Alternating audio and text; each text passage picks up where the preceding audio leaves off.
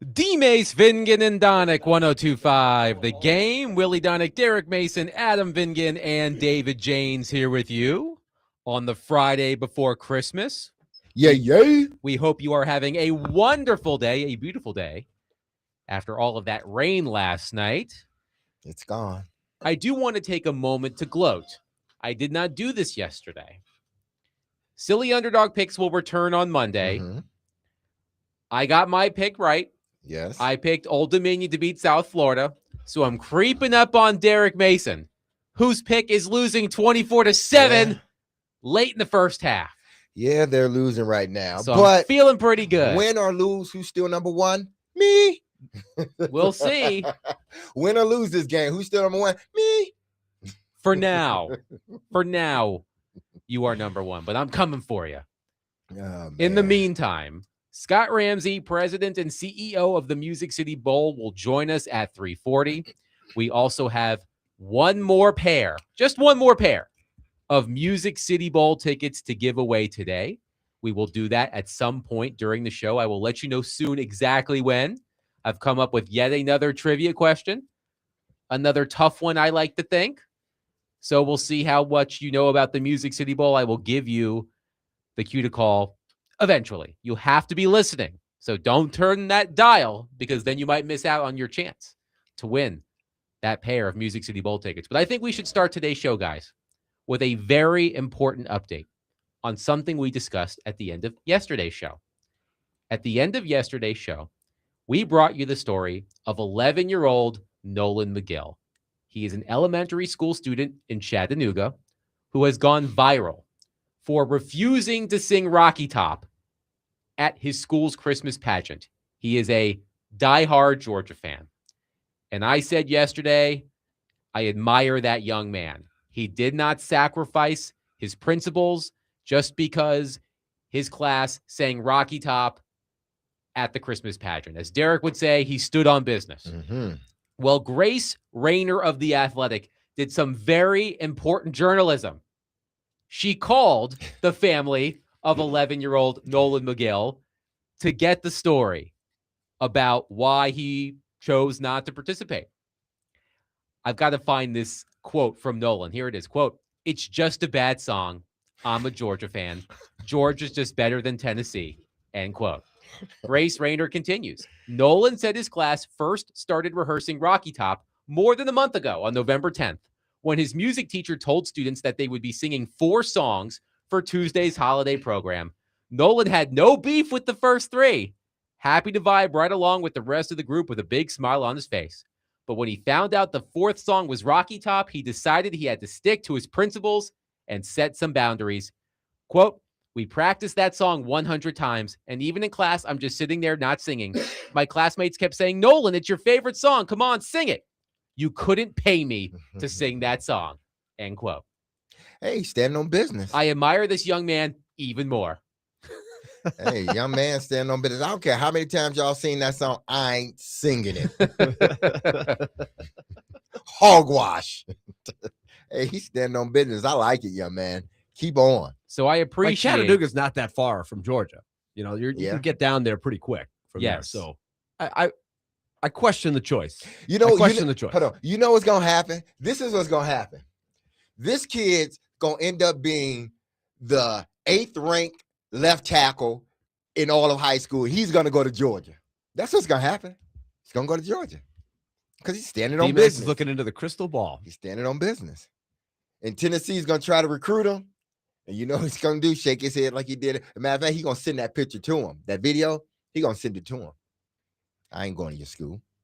That's how he's going to turn down Tennessee. Yep. He's going to send that video to them. 7-8 years from now. Mm-hmm. It could happen. Yeah. It could happen. But I saw that story today. I thought you all needed an update because I didn't think I could admire Nolan McGill more. And then I read his quotes in The Athletic, and that's my little dude. You're saying he's a fine young man. That he's a fine young man. We should Smart young man. We should all. Is he strive. the only? I cannot imagine that he's the only Georgia fan in that class in Chattanooga. Chattanooga's what, 30 minutes from the Georgia border? Not even. Yeah. That's a good question. Well, their mothers did not record them not singing Rocky Top. Yeah. So he's famous. He's famous now. Yes. He went viral. And you know what? That's why we record everything our children do, because one day it could go viral. So we'll see. Just hope in a good way. Yes, not in a bad way. I've seen some viral clips that are How did this dude get that Oh open? my goodness, what is going I'm on? sorry, with Memphis? people, but Memphis is There's just no showing. Oh my goodness! Did they not? They didn't even. That's not even Memphis out there. That's Memphis. That's Fist, not Mem. That's Fist. 30, what that is. 30-7 NC State against Memphis, pending the extra point with 1:28 left in the Gasparilla Bowl. Hey, guys, I hey. honestly think I could have thrown that. Yeah, pass. that pass. Oh my Hey guys, goodness! we don't have to talk about this game right now. I'm just saying I'm just saying that. I'm just putting that out there. We don't have to talk about this. We can talk about whatever else we want to talk about. that coverage was so blown. I mean, you're right. We could have threw that. It was a balloon. He threw a hot air balloon, but the guy was so open. He just stood there waiting for the ball. The guy checked his watch. You know, Yeah. did a dance and everything. There was nobody in the same area code. Exactly. Wow, blown coverage. You know me, I'm no fan of NC State, but I can get behind the Wolfpack in this instance Oh, because I'm it sure means you Derek can. Mason is going down. I'm sure you can. Look at this. But we will resume silly underdog picks on Monday. Let's start with the local professional football team. The Tennessee Titans have 3 games left this season, starting Sunday against the Kansas City Chiefs at Nissan Stadium without Patrick Mahomes, who underwent knee surgery earlier this week, and apparently like half the team. I saw a tweet from Adam Schefter within the past hour that listed like 8 or 9 different players who will not be playing for the Chiefs. So the Titans sure as hell have an opportunity to win a home game for the first time in more than a calendar year, and we'll talk about that. But once these 3 games are over, the Titans coaching search can begin in earnest. And Bill Barnwell of ESPN.com wrote a story yesterday ranking the most coveted NFL head coaching jobs that might come open this offseason. At the moment, there are only 2, the Titans and the Giants. Barnwell assumes that 6 more will open. Here are the teams he's including in this rankings: Cincinnati, Cleveland, Arizona, Miami, Atlanta, of course, the Giants and the Titans, as well as the Raiders. All fair, right? Mm-hmm. All fair. The Raiders, Pete Carroll, he's going down. One year wonder. That's it. I don't know. Have you seen the Raiders? I mean, the word that you used was assume. Like, we're assuming Pete Carroll? Is he? I guess. Is he gone? We're assuming. You know what they say about assuming? Yes. Yeah. We're close to assuming. Yes. We speculate. So Barnwell lists these 8 teams in order of how coveted they might be for prospective coaches. The Tennessee Titans landed at number 4 on this list, behind the Bengals at number 1, the Cardinals, somewhat surprisingly, at number 2, and the Browns at number 3. And a lot of the reasons that the Titans job could be coveted, according to Barnwell, are things that we've heard so many times. Have you guys heard that there's no state income tax in Tennessee? Have you heard that? A few times. Have you heard that? Just a couple. that could be enticing to a potential head coach. I don't know if you've heard that before, but there are a couple of things within his explanation that stood out to me. And it starts with this quote: "Could the Titans be next year's version of the Patriots? The 2024 Pats went 4-13 and fired Gerard Mayo after one disappointing season, but there were reasons to believe that they had landed their quarterback of the future in Drake May. He didn't put up impressive numbers in his debut season, but with little help at receiver and along the offensive line, May still flashed potential on film." He goes on to mention the Patriots hired the right coaches, and Vrabel and Josh McDaniels leveraged the league's most cap space by going on an offseason spending spree and free agency, so on and so forth. Barnwell continues, "When I've talked to people around the league and asked them which team and which quarterback might profile as the 2026 version of the Patriots, the Titans have been the most frequent answer." I was sort of surprised by that. He continues, "Cam Ward is last in the league in total QBR, and he has struggled to generate consistent yardage, but there are signs of real promise in the first picks tape. Even if those plays don't always result in catches or conversions, Ward has a live arm, and he's getting to the right answers more often as the season goes along. But let's start. Wow, that's an optimistic I outlook. know. I don't hear very much about. I wasn't very much of that. Yeah, that's encouraging. But let's unpack that part that Barnwell wrote at the beginning. In talking to people around the league, asking those people which team and which quarterback might profile as the 2026 version of the Patriots, the Titans have been the most frequent answer. Does that surprise you? Yes, I don't foresee that. Just with my view of their roster right now, I can't see it. But strange things happen in this league. I didn't watch Drake May play every week last year, but I feel like he had more promising games than Cam Ward has had. You know, the Titans game being one of them. They lost the game, but, you know, he showed in that game that he looked like he was a weapon, a potential weapon. I feel like his numbers were better than Cam Ward's are last year. Am I wrong? No, I mean, the numbers are identical. I spelled those numbers out yesterday. The numbers are identical. He played 13 games. Cam's is in his 14th game. The numbers are identical. What the difference is the completion percentage, and then obviously the overall QBR. But if you're just talking strictly numbers, in 13 games, the numbers for him they resemble the numbers of Cam right now with an extra game. So Drake May last season went 3-9 as the Patriots starter compared to 2-12 so far for Cam Ward. Drake May completed 66.6% of his passes compared to 59.3% for Ward. May had a rating of 88.1 compared to Ward's 76.5. Mm-hmm. So May did flash. The numbers are better. Yes, but the numbers are better. Yes. But I'm encouraged by what Barnwell is seeing, because that's what you have encouraged everybody to do, D-Base, is look past the numbers and say, if you look beneath it, there's potential there. And I don't think people and listen again, because we get a lot of, we get callers calling in or texting in saying, as recent as I think the beginning of the week, the Titans sold us on this and he was going to be this and he's not that. So I can get some of why people are disappointed, because the Titans, in their mind, they believe the Titans oversold them, even though I don't believe that was the case. But there are people that do.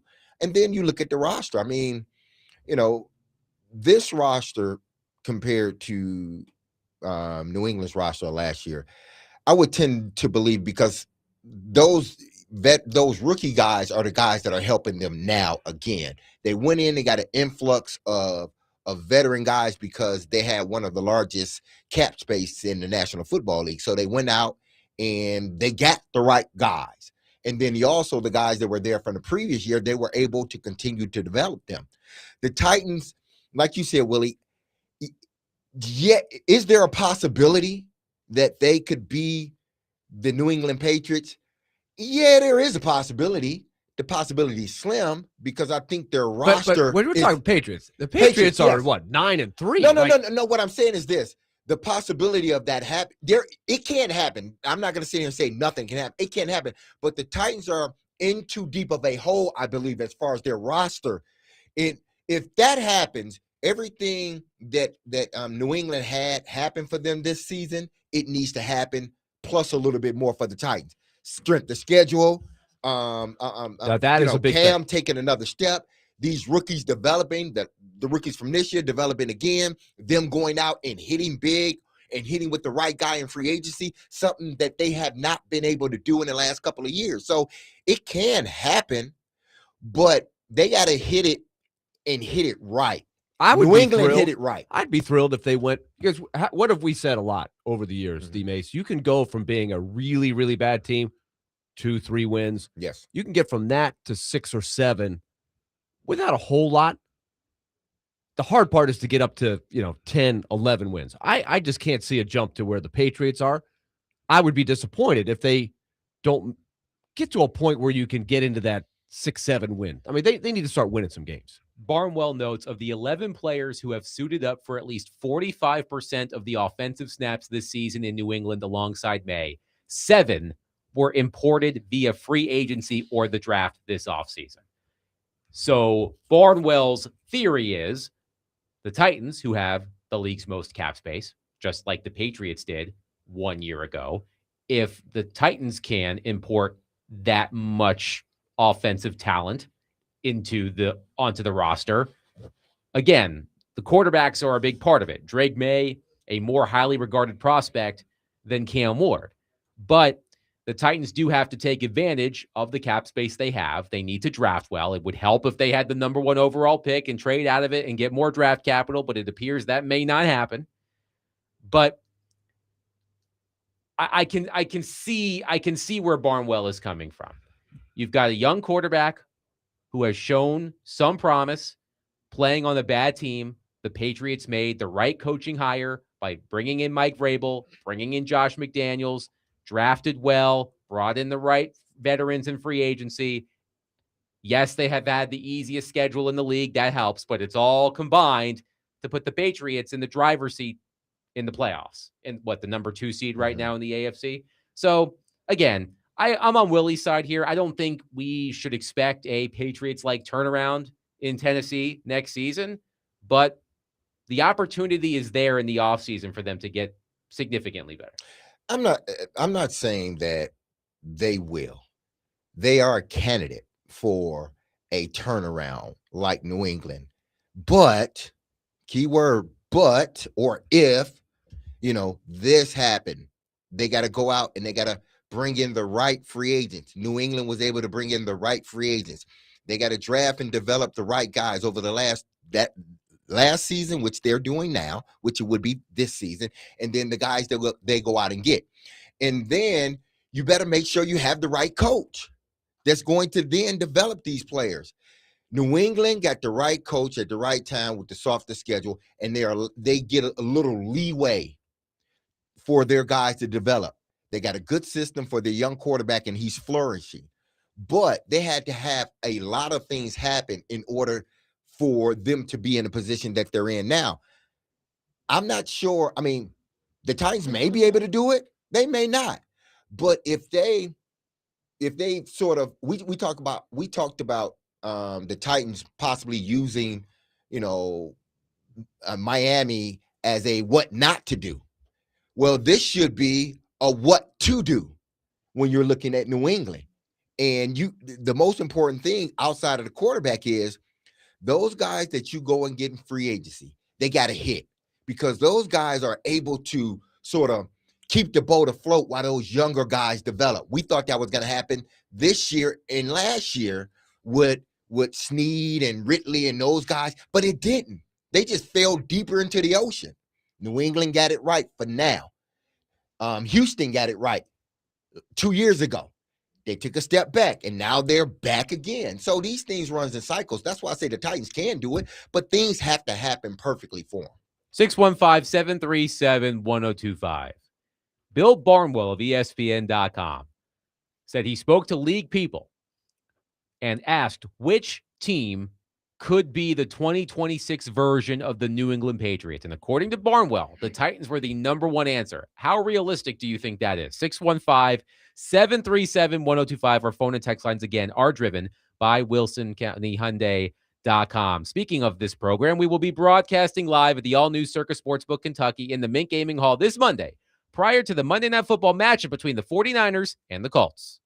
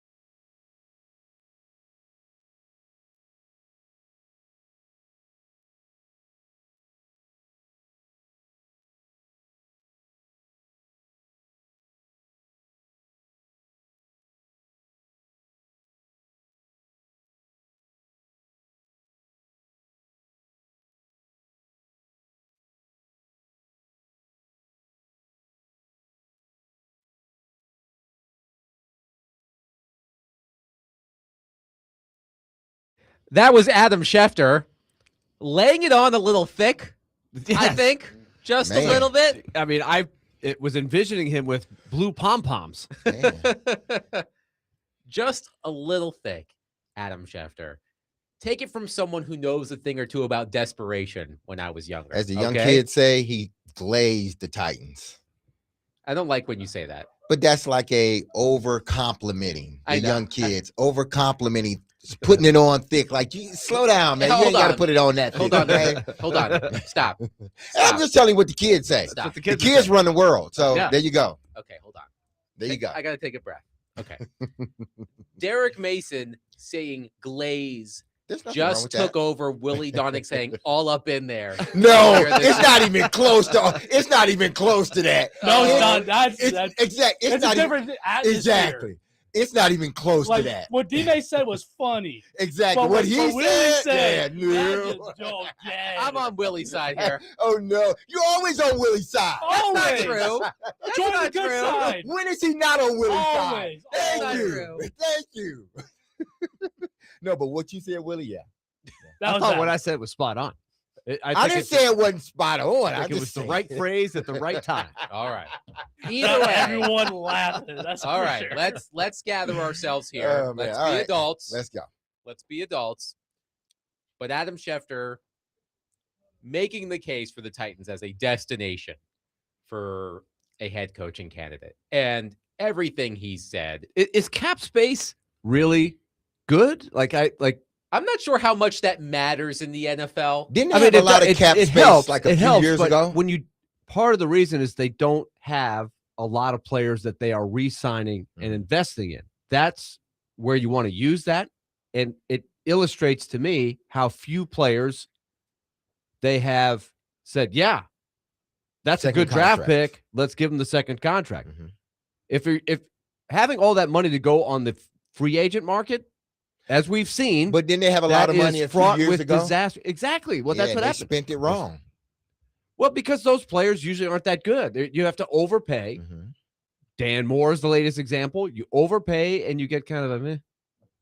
But you say, hey, we got all that cap space. We spent all that money. Yeah. And your fans are like, well, we spent all this money. We should be winning. That's not the way to win in the NFL. They have not spent the money wisely. Yes. That's the issue. But it's a dilemma because, like, if they had picks that were worth the second contract, it would be easy to make that decision. Mhm. But they're caught between the rock and the hard place. And I just listed some guys for you guys yesterday. And we're We going to talk briefly about that mentioned later. yesterday. We'll get to it later. But you have the same kind of dilemma with guys like Chiga Conquest. Like, do you want him? Yeah. He's all right. You want him on your team? You can have him. You can pay him. You let him go. Who are you going to get? You got to get somebody else. Is he better than Chig? The reason we bring this up Mhm. is Bill Barnwell of ESPN.com did a ranking of the confirmed openings and the potential openings for head coaches in the NFL. He listed 8 teams. He has the Titans ranked 4th on that list. But within his explanation, he mentioned, quote, the Patriots hired the right coaches in Mike Vrabel and Josh McDaniels, leveraged the league's most cap space by going on an offseason spending spree in free agency, and built a competent offensive architecture around Drake May. Playing one of the easiest schedules in league history has helped, but May is an MVP candidate in 2025, and the Patriots are in the position to win the AFC East. When I, meaning Barnwell, have talked to people around the league and asked them which team and which quarterback might profile as the 2026 version of the Patriots, the Titans and Cam Ward have been the most frequent answer. And he mentioned of the 11 players who have suited up for at least 45% of the offensive snaps this season in New England alongside May, 7 were imported via free agency or the draft this offseason. That includes Stephon Diggs. That includes Travion Henderson, who was a second-round pick. That includes Mac Hollins.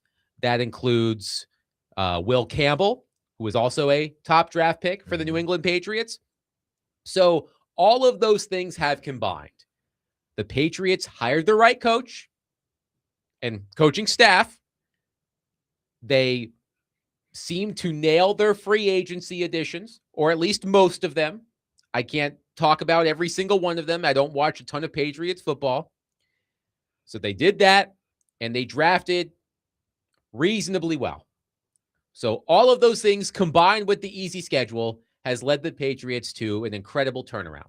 So I'm not sure how realistic that is for the Titans, but there are elements of what the Patriots did, Derek, that the Titans, as you said, we talked about the Dolphins yesterday. And how should the Titans avoid what happened with Tua and the Dolphins?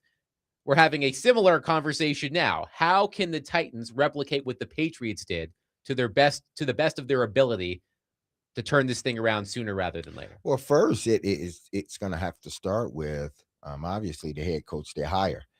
New England hired the right head coach, so that's a part of the battle.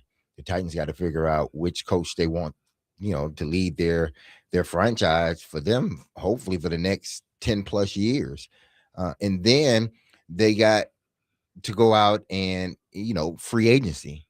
We saw this book a couple of years ago. This movie a couple of years ago with the Titans, and they had the money to spend, and they went out and spent it, and it didn't work out well for them at all. They got to make sure this go around, because these, having all this money, it ain't gonna always be like that. And you hope it's not. You hope that they're able to develop, re-sign guys, so you don't have this much money in the coffer. You got guys that you can depend on and that you're gonna win with. But they got to make sure they go out and get the right free agency, because again, these are the guys, as you're developing these younger guys, and it's happening in New England. These are the guys that are holding up the franchise or the team, while these young guys are able to develop, which means you ain't got to rush them. You ain't got to rush these guys. You put them in situations where they can succeed. They're playing in games that are meaningful games, so you don't have to do anything out of the ordinary to try to win games. Games are close. Games are managed. You do well. Your quarterback develops. So looking at what New England did, it's not like they did something that hadn't been done before in the NFL. They did not reinvent the wheel. Exactly. And the Titans they got to find, and they hadn't been good at it in recent years, developing the talent that they draft, and then those veteran guys being able to hold the team up while that talent develops along with the quarterback. Because listen, the quarterback doesn't have to come out and throw for 4,000 yards. He doesn't. If you got a team around him that is good, you can develop him in a way that the numbers may not look great. They may be good numbers, but in those good numbers, you see more development, because you don't have to take more chances, because you got a team around you that is able to hold you up and the young quarterback up as well. And that is what Mike Vrabel has done with this team. And the quarterback has excelled in it. Ryan on our text line says you could say the same thing about the Chicago Bears. Look at their turnaround. Basically, everything I said about the Patriots sort of applies to the Bears. And probably not quite as impressive with Williams. Like, his numbers aren't as good as May. And they also, I think, have benefited from a favorable schedule, a couple of breaks in the schedule, as we discussed the other day. But it's so weird how every year in the league there's a story like this, and you can study all you want about how these teams did it, and I'm not sure it's easy to replicate sometimes. Sometimes it just happens.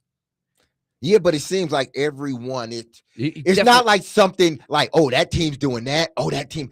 It's like they're all doing sort of about the same thing, as far as you don't have to reinvent the wheel. What did Borgonzi say? Draft, develop, and retain. Right. That's what it's about. But then when you're at that bottom stage, like the Titans find themselves, yes, you got to worry about draft, develop, and retain, but that takes time. So you got to go out and you got to make sure you bring in the right guys free agency wise. And also, I think it's important to make this distinction. We don't know if these teams can win in the playoffs yet, right? The Bears and the Patriots in particular. Winning and having a really good regular season is one thing. Being able to win in the playoffs is when you really find out if you have an excellent team. Fair? Yes. Because if they get put out in the first round, it's well, if they assuming they don't have a bye, they don't have a bye. The Patriots could have a bye. We'll see. So if they have a bye, then okay. But if they don't have a bye, if for some instance Buffalo ends up winning, or Denver ends up winning, I think Denver is closer.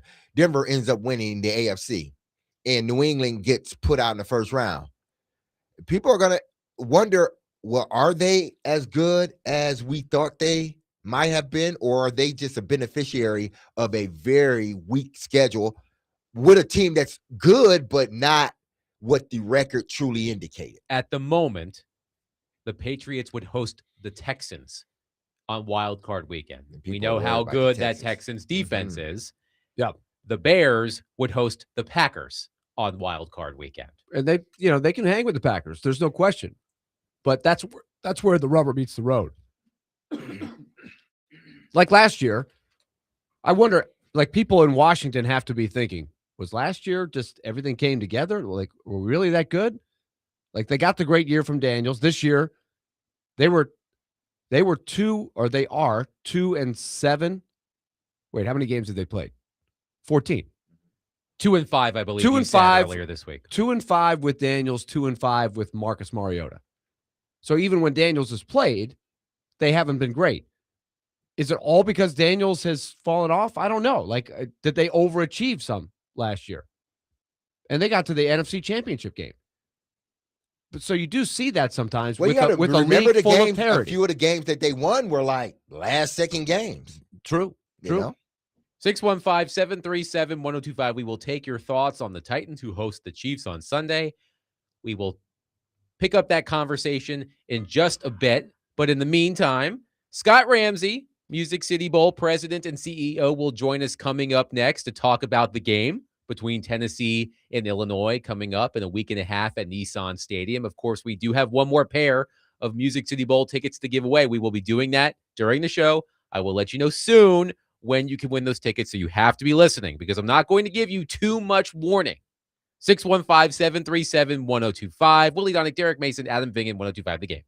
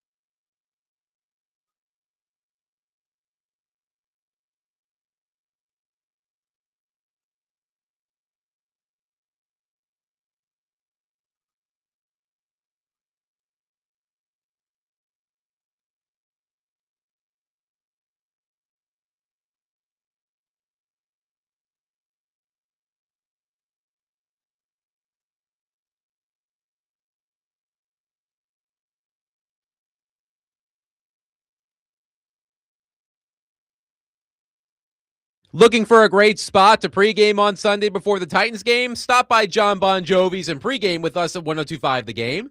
JBJ's has the best food on Broadway, cold beer and cocktails, stunning skyline views, including 2 epic rooftops. The pregame show is brought to you by Parma Tractor and Equipment and Circus Sportsbook Kentucky. Willie Dunnick, Derek Mason, Adam Vingan here with you. The Music City Bowl, Tennessee versus Illinois, is coming up later this month at Nissan Stadium. And to help us discuss that, we go to our phone line, driven by WilsonCountyHunting.com, and welcome in President and CEO of the Music City Bowl, Scott Ramsey. Hi, Scott. How are you?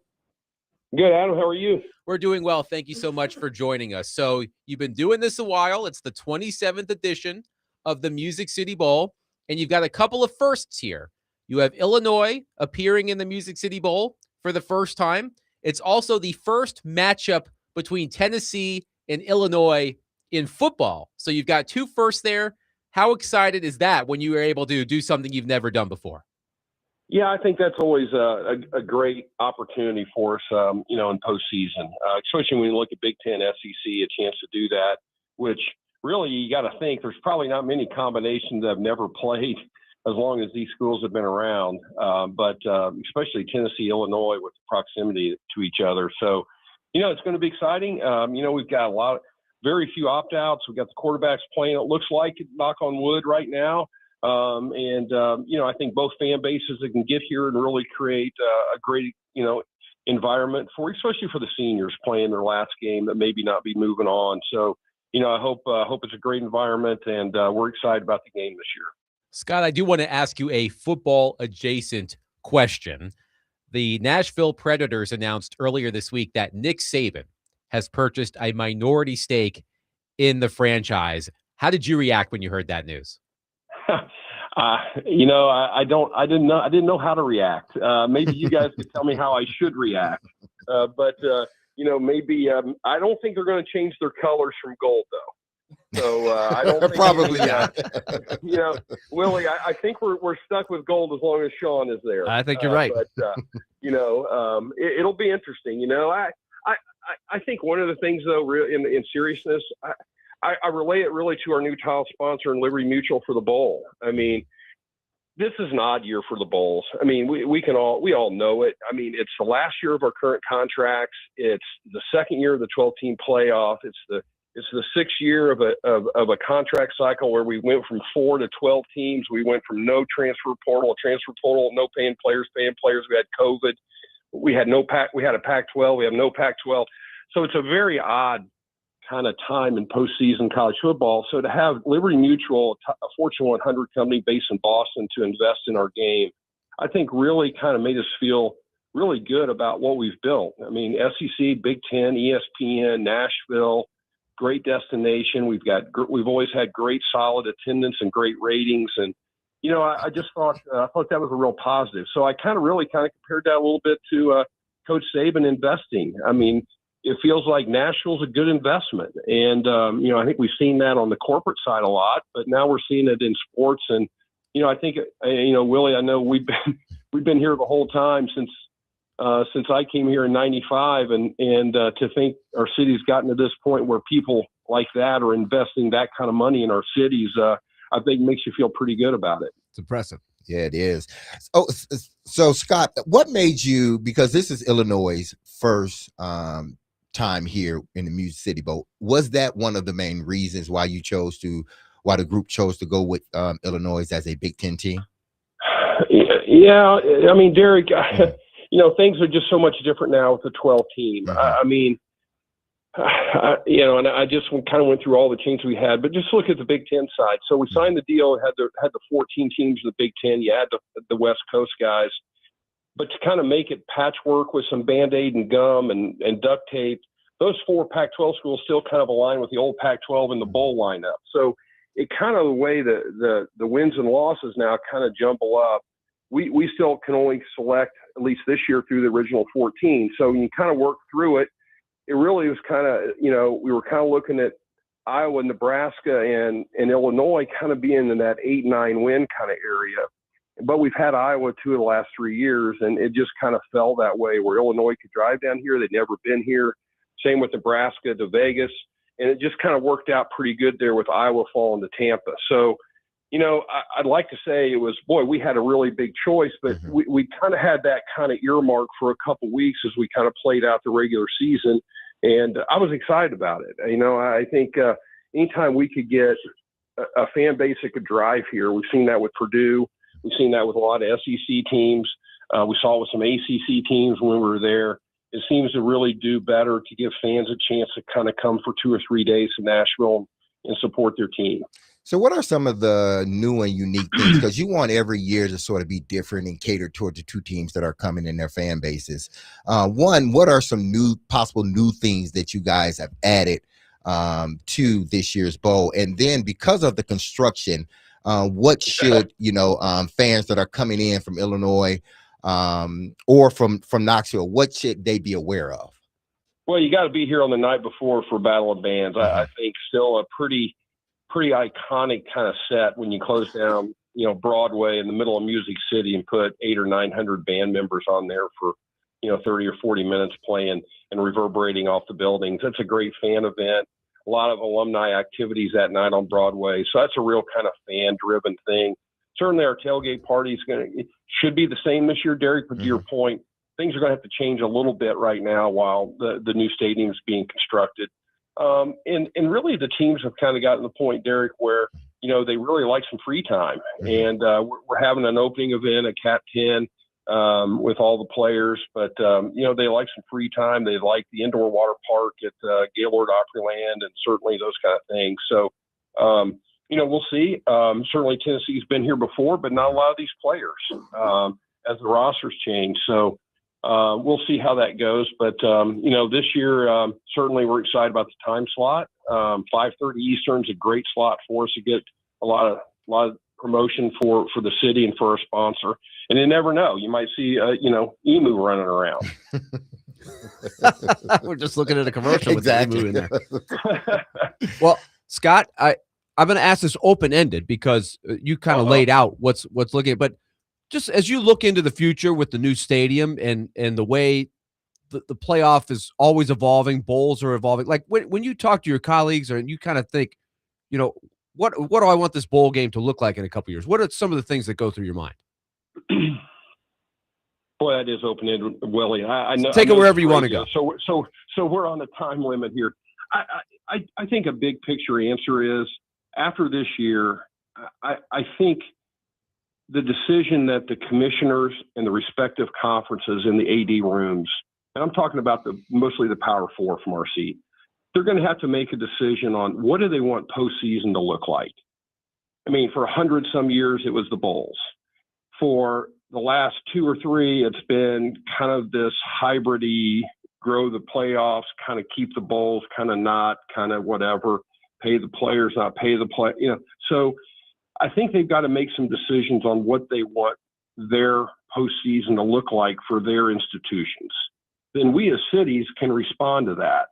And I really don't know there's so many ideas out there. I mean, do they just want to go all playoffs and cover up every game day or weekend or play day kind of leading in? They might.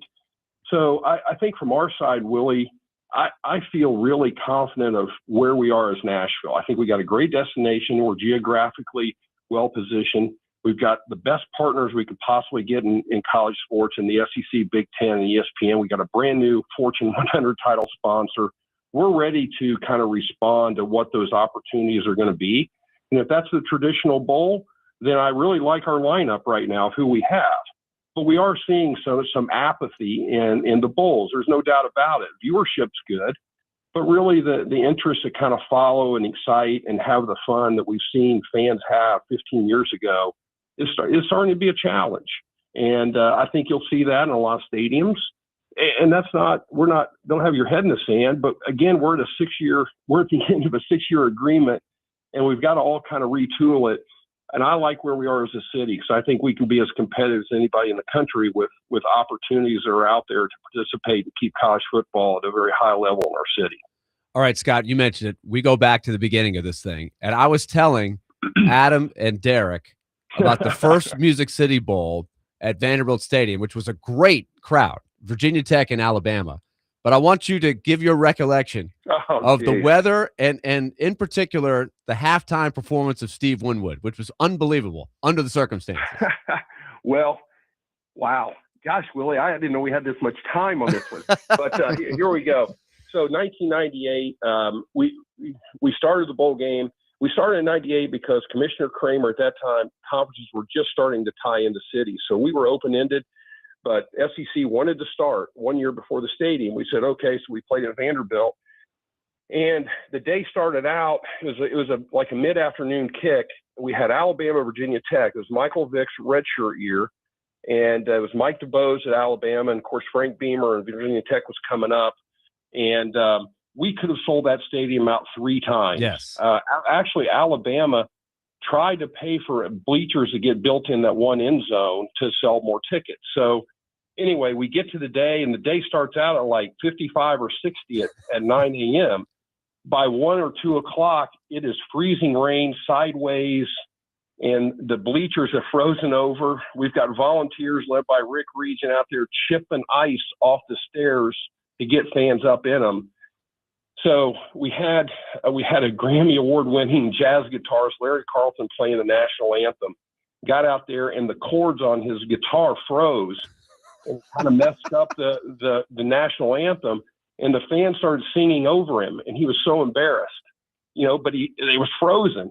And then Steve Winwood, during the freezing rain, played at halftime. And we didn't have the lights come on hardly on one side of the stadium until like 30 minutes before the game, and ESPN was ready to pull the plug. We had to get the electrician from Vanderbilt in there with hot pads on, and so it's certainly a full chapter in my book if I ever write one of getting through that first day, because I remember thinking, well, this is a one and done in my career. And so 28 years later, I didn't think I'd be seeing a new covered stadium being built across the river that hopefully we'll be playing another game in someday. Well, I think the forecast is expected to be much better on December 30th at Nissan Stadium. Tennessee versus Illinois in the Music City Bowl. Scott Ramsey, president and CEO of the Music City Bowl, has been our guest on D. Mace, Vingan, and Donick. Scott, thank you so much for your time. Have a happy holiday and a wonderful new year. Hey, guys, thanks for having me. Merry Christmas, and we'll look forward to seeing you next week. Thank you, Scott. Absolutely. 615-737-1025. Again, we do have one more pair of Music City Bowl tickets to give away. I still haven't told you when, and you have to listen. You have to keep listening to find out, because I'm not going to give you much advanced warning on when we are going to give away those tickets. So keep listening. You will have an opportunity to win our last pair of Music City Bowl tickets coming up. 615-737-1025. Coming up next, can the Titans do it? And by it, I'll tell you what I mean coming back. 615-737-1025. DVD is presented by Bax Homeworks. Remodeling done right. Get a free estimate now at baxhomeworks.com.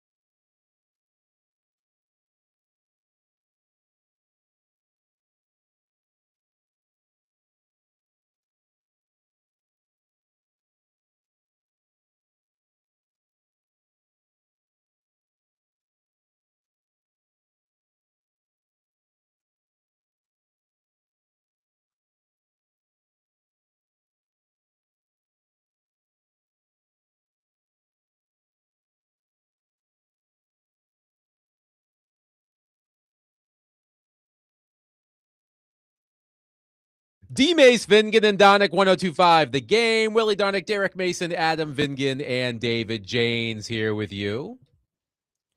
The Tennessee Titans could do something on Sunday they haven't done in more than a year. Can the Tennessee Titans finally win a home game? It's incredibly possible. They are hosting the Kansas City Chiefs. We all know that Patrick Mahomes will not be playing in this game. He suffered a knee injury last week that required surgery. So Gardner Minshew will be starting for the Kansas City Chiefs. But he's what? 4-2 against the Tennessee Titans in his career with 8 touchdowns and 2 interceptions.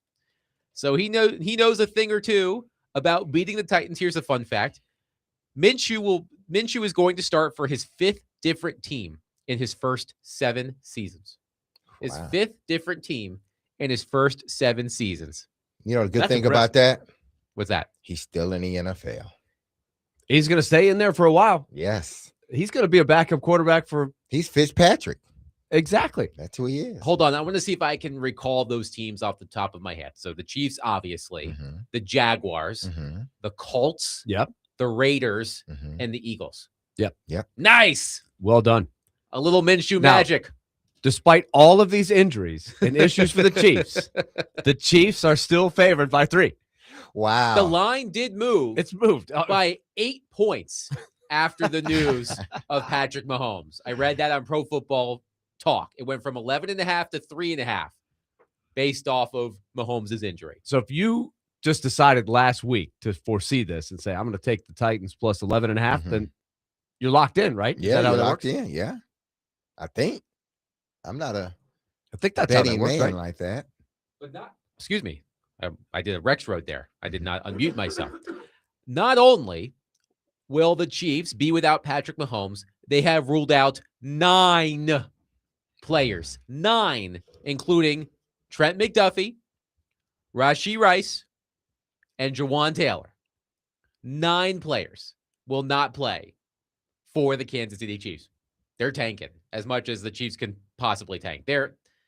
Look, it's been so long since the Chiefs played a meaningless game.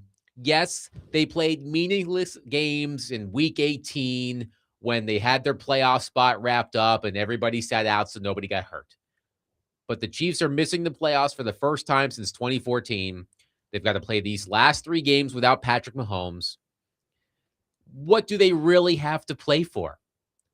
Maybe if Travis Kelce is going to retire at the end of the season, maybe they try to win one more for the Gipper. But outside of that, This is winnable. It's winnable. it's winnable. This is a winnable gettable. game. They can do it. Will they, though? Well, do you want them to? Yes. No, I don't. In 3 years, since 23, well, in 3 years, I guess, 2 years, 3 years, they haven't won back-to-back home games. In 3 years, since 2022. The Titans have lost 11 consecutive home games. 11. That is not the all-time record, but it's close. The all-time record is 14, shared by the St. Louis Rams between 2008 and 2010, and the Dallas Cowboys between 1988 and 1989. So That was like Steve Pallure. and then the first year of Troy Aikman, I think, right? that's a better question for Derek. Say it again, Willie. I was counting the losses. You said 88, 89, right? Correct. Yeah, I think if I remember correctly, that was the collapse of Tom Landry. Yeah, that was right. and then They Troy drafted Aikman Troy came in, Aikman, yeah. and they were awful the first year. And then the next year, Jimmy Johnson came in. Or was that the year Jimmy Johnson came in, the bad year? I think Jimmy Johnson's first year was Troy Aikman's first year, right? If I remember that right, we can look this up. And then they got all those picks, and it just changed the fortunes of the Cowboys. They But got Ed 11 Smith the next year, and they Irvin moved up, and yeah. all those guys, yeah. 11 consecutive home losses for the Titans. The Titans have not won a home game, if my memory serves, since the overtime win against the New England Patriots. Drake May forces they overtime. almost blew that one. Yes, but they didn't. But they have not won a home game since then. It's been more than a calendar year. So I'm incredibly curious about the Chiefs, not just this offseason, because the Chiefs are going to have to make some interesting decisions. And this is what happens when you have a quote unquote dynastic run. We've quibbled about the definition of a dynasty in the past. So now we're using, if you don't think it's a dynasty, you can say it's dynastic. Dynastic. Okay. That might deserve a ring of the bell. Yeah. There we So go. working your way around, just so you don't get trolled by the people. That's not a dynasty, man. You got to have 3 in a row for a dynasty. It's dynastic. Yes. Yeah. It's dynasty adjacent. Yes. I'm curious what happens in the offseason. This is what happens when teams who are quote unquote dynasties, eventually the bill comes due, right? They've had an incredible run. What, 7 consecutive appearances in the AFC Championship game? What, 3 consecutive Super Bowl appearances? So Kansas City Chiefs fans, they're thrilled. They've had a fantastic run, but it always comes to an end, and it appears it's coming to an end for the Chiefs now. But I'm just wondering about their mindset, Derek. You don't have your starting quarterback. They're basically based on who is going to be held out of this game. And as of now, there are what? 9. 9 people. Okay. They've ruled out Players. 9 players for this game. It's going to look like a preseason roster for the Kansas City Chiefs. Now, So how are they still favored? That's what I don't get. this would be a fun experiment. How many preseason-esque lineups could beat the Tennessee Titans at full strength? This is a case study. We're about to find out. And yet, as you said, Willie, despite all of that, the Chiefs are still favored by 3 or 3.5. And that's it. That just tells you how bad this roster is. That 9 guys, including their all-world quarterback, is out. And you are still an underdog at your place. That tells you how far or how bad you are as a franchise. I think it would be good in a sense to get a win, meaning the Titans. I know it will. Listen, I don't think it'll mess up any, because they're not getting the number 1 pick. I don't think they're getting the number 1 pick now. Right now, they're slated at 3.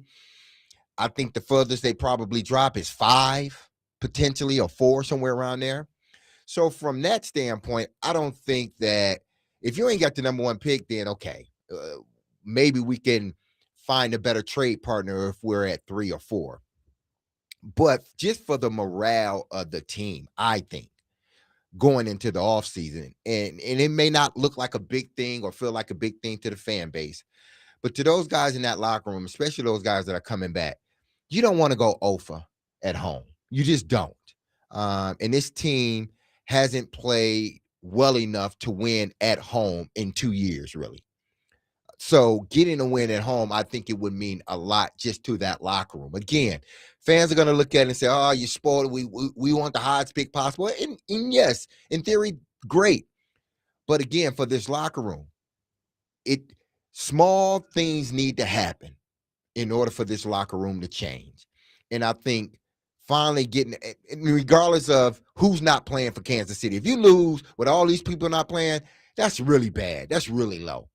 But if you get a win, it does something to the morale as you enter into these last 2 games. Again, they're not going anywhere, and they're not dropping out of a space where they can't get an impact player in the draft or potentially trade out of that spot and get a few picks. But I just think for the morale of the locker room, for those, you see Arden Key, he frustrated. You know, you don't want that from your locker room. So much losing that it frustrates you. And that's what's happening. According to The Athletic / New York Times, the Titans have a 16% chance of claiming the number 1 overall pick in the draft. If they lose to the Chiefs, that increases to 27%. If they beat the Chiefs, less than 1%. Less than 1%. Less than 1%. So whether they win this week or against the Saints, they're not getting the first pick. If they lose out, one more win. If they lose out, they have a 58% chance to have the number 1 overall pick. That means they need to lose to the Chiefs, Saints, and Jags.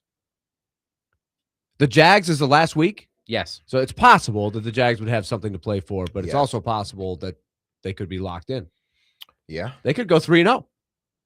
But I think because I would tend to believe because it's a division game, Jacksonville will play their starters to a point and then remove them. We'll see. But as Scott from Shelbyville says on our text line, nope, we don't want them to win. You can still get the number 2 pick overall, hopefully. No one will remember you beat the Chiefs 3 weeks from now. Useless victory and only hurts you long term. The players, again, and this is what and maybe I need to stop saying it because the fan is right. The texter is right. Y'all may not care about it. I get it. You are I'm not going to refute or try to dispute. Y'all may not think it's not worth anything, but those guys in the locker room, in that building, it does to them. And that's what I'm trying to get people to understand. I know losing would probably more than likely be more beneficial for the fan base because you get a higher pick. But if you are in that locker room, you would have a different tone. You want to win as many games as you possibly can. But and this is why I like the dynamic we have on our program, because we have someone seated to my right who played a decade and a half in the NFL and did so at an incredibly high level. And I've never done anything athletically at an incredibly high level. So I can't speak to what it's like in a locker room. And I hear what Derek is saying, and I know he means it. I know Derek knows that winning can galvanize a team. And if the Titans can end the season on a high note, the players who are returning to the organization next season will go into the offseason feeling good and having some momentum and all of that. But I'm also wondering how much that really carries over. And you can answer that question for me, Derek, because if the Titans were to win, let's say 2 of their final 3 games, like, yeah, maybe Cam Ward feels good going into the offseason, but like, how much does that really change his offseason? Well, okay, but let me add a caveat to that. Sure. Because you have been saying what the fans are clamoring for is some games where Cam puts up numbers. I don't think it's too much of a stretch that they could win the last 3 if the Jags shut people down in the last week, which absolutely could happen. Every team's different in how they handle it. It could be, like you said, a modified version. But either way, unless they can move up and grab the division or something, that's possible too. But let's just say that they won the last 3 games and Cam puts up numbers. That would be valuable, right? I would think that would be real yes. momentum, I think, even under the circumstances. I think it would be valuable to him. And just more of an insight for people.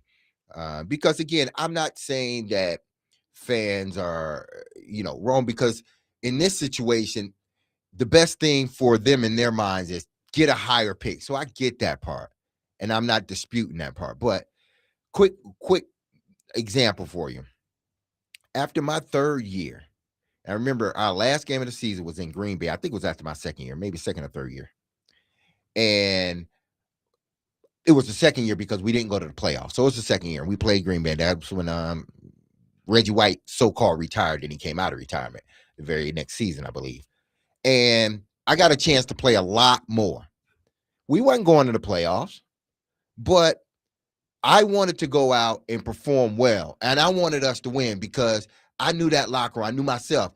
That carries weight going into the offseason. I had a good game. I felt good about the offseason, going into the offseason. I was prepared and ready to go. I knew what I had to work on.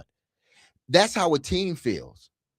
They feel the same exact way. No matter how bad they had been, the first 14 games of the season, if you end the season with 3 wins in a row, that does something to your psyche and your mentality going into the offseason. Not to say that it's going to discount all the bad stuff that had happened during that season and things you need to develop in, but it gives you a sense of, okay, if we do these things moving forward and add more things, we can take this 3 games and parlay it into more games the next following season. That happens. That's why I'm so adamant about, no, I don't want them to lose. I want them to win. And if it means sacrificing the 1st or the 2nd pick, then damn it, we got to sacrifice it. If I'm in that locker room, that's what I'm thinking. But I also understand and know that the fan base is thinking, lose them so we can get a higher pick. So then we can help. So I get both sides of it. I get both sides of it, but it really does look like it's going to be hard to have the first pick. I think if you have the first pick and you can dictate everything, that's a real advantage. But let's go back to the award-winning study. No. But no, you're going to like this I'm part just of it. messing You're going with to you. like Go this ahead. part of it because there's just as much chance that the great player you need is at 4 as there is if he's 3 or 6 as opposed to 4. If you look year in and year out, there is a randomness. So I think what we always lose sight of is the assumption that if you have the first pick, you're going to get the best player, and the second pick is going to be the second best player. We know that that's not the case, right? The 10th player might end up being the best player. People always love to be nerds and go back. If you could redraft the 2015 draft, this is how they would go. Remember, it's always completely different. I love a good the actual- redraft. Right. I love a good I redraft. figured you would. Yeah. I figured you would be dancing to If that you music. redraft 2 years ago, well, last Yeah. season, Drake May would be the number 1 pick. There's a great example. So you can't get too caught up in it. Do they have the 3 pick, the 4th pick? Yeah, it would be nice to trade down and get a lot of picks. And that I'm all for that. And if that opportunity is there, great. But I agree with you, Derek. I think you have to play hard. And if you win, that's great. But play hard. Mhm. And hopefully in these games, because he has been so beat down to some degree by playing these great defenses, they have had a tough schedule. If they play some soft teams and he puts up numbers, that's good for Cam Ward. As long as they lose. That's where I'm on it. I Okay. agree. Yeah. I'm trying not to agree with so much with Willie because Derek has accused me of always agreeing with He Willie. agreed with Willie. Again, agreeing with Willie. I mean, look, Uh, we have a lot of the same interests. We Yes. buy our glasses at the same place. So we're brothers. Yeah. we live on the same side of town. We were walking under the same umbrella last night trying to get to the Christmas party Yeah. because it was raining so hard. Yes. Thank God for Willie's umbrella. 615-737-1025. We've got a lot of your reaction, so we'll get to it next. The Titans have lost 11 consecutive home games.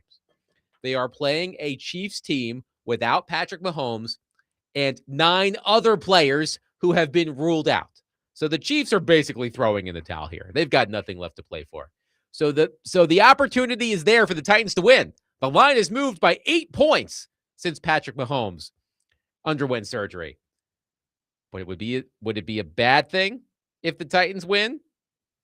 We'll take your thoughts on it. 615-737-1025. A couple of announcements here for you. First, on Sunday, the NFL game of the week is the Steelers versus the Lions at 3:25 on 94.9 The Fan.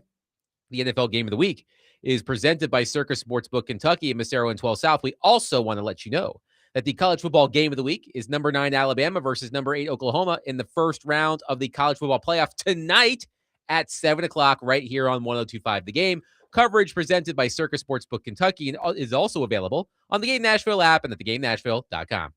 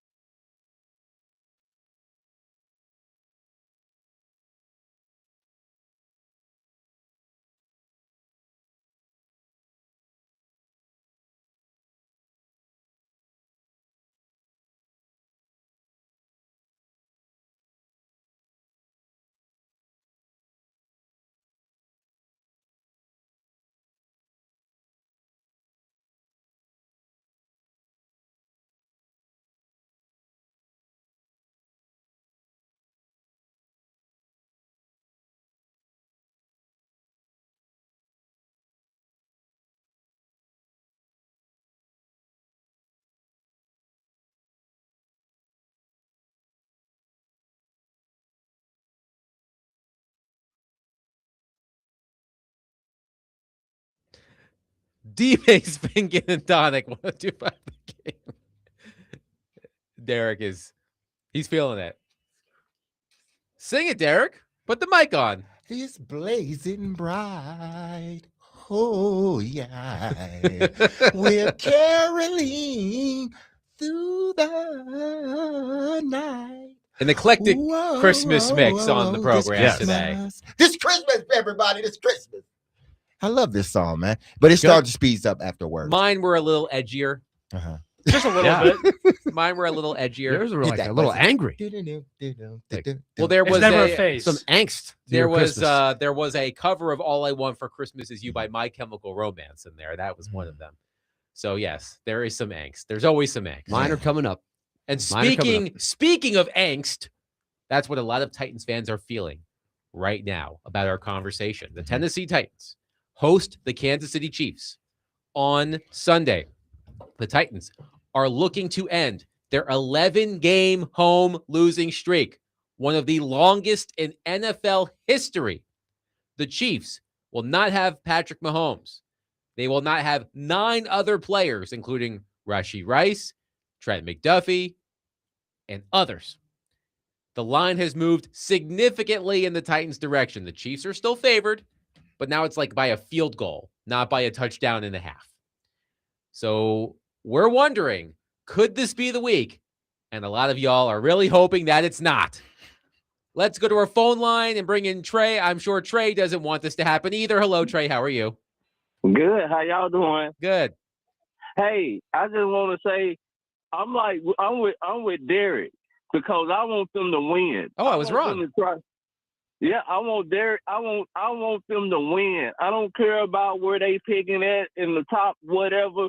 I want them to go out there and win because we need to see what Cam Ward can do, not just little glitches in the matrix. You know, oh, he throws a No, I don't want to hear all that. I want him to play a complete game, at least one or two of these, games. I want him to play a complete game to where we could see visually that he is capable of developing to being our quarterback. Yeah, it's unfortunate that Tim DK dropped the ball. I think the ball probably hit him upside the head too fast, or something, because the ball was on the ground. We can't have that, but he needs some touch on the ball, man. He can't be throwing that ball in there like that. Is he crazy? He needs to have touch on the ball so them boys can catch that ball. That ball be coming in there too hot. He needs to work on that. But I hope and pray that we win come Sunday, because I don't want Gordon Minshew to come in here and put up 300 yards and 3 touchdowns, and we sitting there looking crazy and ain't won a game at home in 2 years? That's ridiculous. So I hope they win, and I want them to try to win every game, and I love y'all. You too, Thank Trey. you, Trey. Okay, Appreciate it. so Merry you- Christmas, Trey. Adam, you laid out a scenario of big passing numbers but barely lose. Correct. I'll lay out another scenario that would not be very exciting for some fans. Win, but Cam doesn't play well and the numbers look the same. I don't Right? think fans are going to, I don't think, because visually it's not looking like what Trey said. Yes. So I think what Trey's laying out, I think would go over pretty well. Mhm. Like fans like, okay, I see it now. Cam looks good. I think and it would leave a good taste in people's mouth if he did that for the last 3 games. But I don't doesn't that have to be part of a win?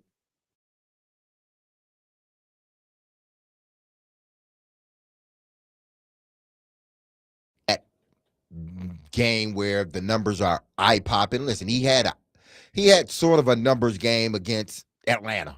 Was it Atlanta? No, Arizona. He had sort of a numbers game against Arizona, but people still looked at that and said, well, it was only the fourth quarter where he really came on that last couple of drives. I get it. He may not have the gaudy numbers as the season moves forward, because what we also got to understand is this. We're asking Cam, and rightfully so, we're asking Cam to play better and show something from a stat so we can visually see it.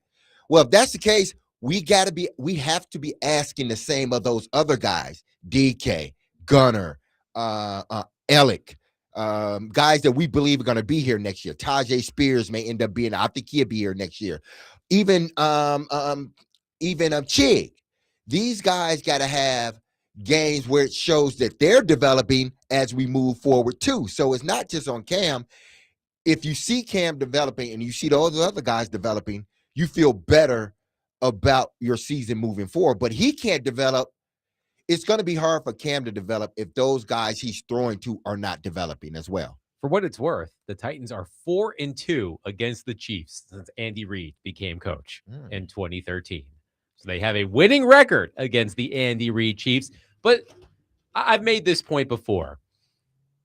Cam Ward's best performance this season, analytically, was the 30-24 loss to the Seattle Seahawks, whether you're looking at QBR or EPA, any of those fancy stats.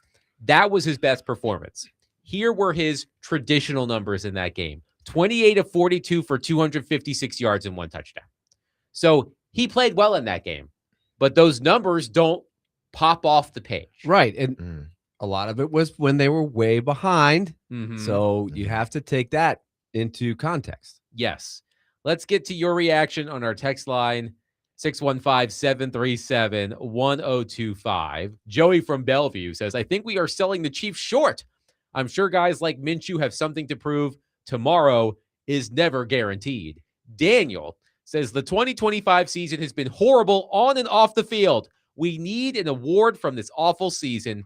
Meaningless win when 65% of the roster will be gone is not worth throwing away a top pick. We had 14 chances to win, and we know what happened. Will in Clarksville says, us athletes play to win, no matter the situation. Titans don't need a quarterback going into next year's draft, so whether they have the number 1 pick or the 5th pick, they will get a top player in the position they need. And that's what Willie was saying. You know, just because you don't have the first pick, still, especially this year, because in your mind, you don't need a quarterback. A quarterback is not what you're after.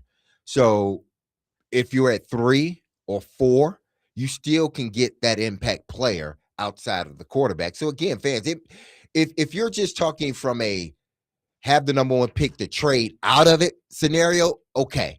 But if you're just saying, well, they need a number 1 pick because they need to get the best guy in the draft, they still may be able to get the best guy in the draft for them, you know, because whoever moves up to number 1, they're taking a quarterback. That's what they're doing. So that sort of slides everybody else down. And they still may be able to, in their minds, get an impact player at that 2nd, 3rd, 4th, or 5th pick.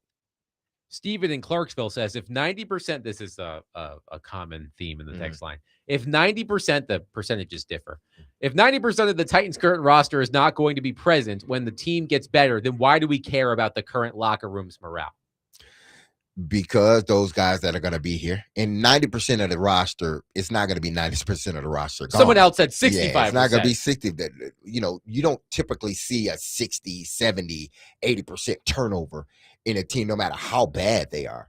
But you're right. There'll be a portion of guys, and we can sort of kind of label the guys or write the guys that we believe more than likely will not be here. Arden Key is one that more than likely will not be here because his contract expired, and they may just be looking for a better player and younger player at that position. So, but outside of guys that we know more than likely, a lot of these guys are coming back, and a lot of these guys are going to compete, and a lot of these guys are going to remember what happened the following season, the season prior. And if you can go into the offseason with wins up under your belt, that's good for those guys coming back into the locker room again. It's not going to be a 90% turnover. I know, people are just throwing numbers out there, but it's not going to be a 90. It's not going to be an 80 or 70 or 60. They're going to have a turnover, but it's not going to be that big. But at least the guys that have shown that they're going to develop, they're going to be back.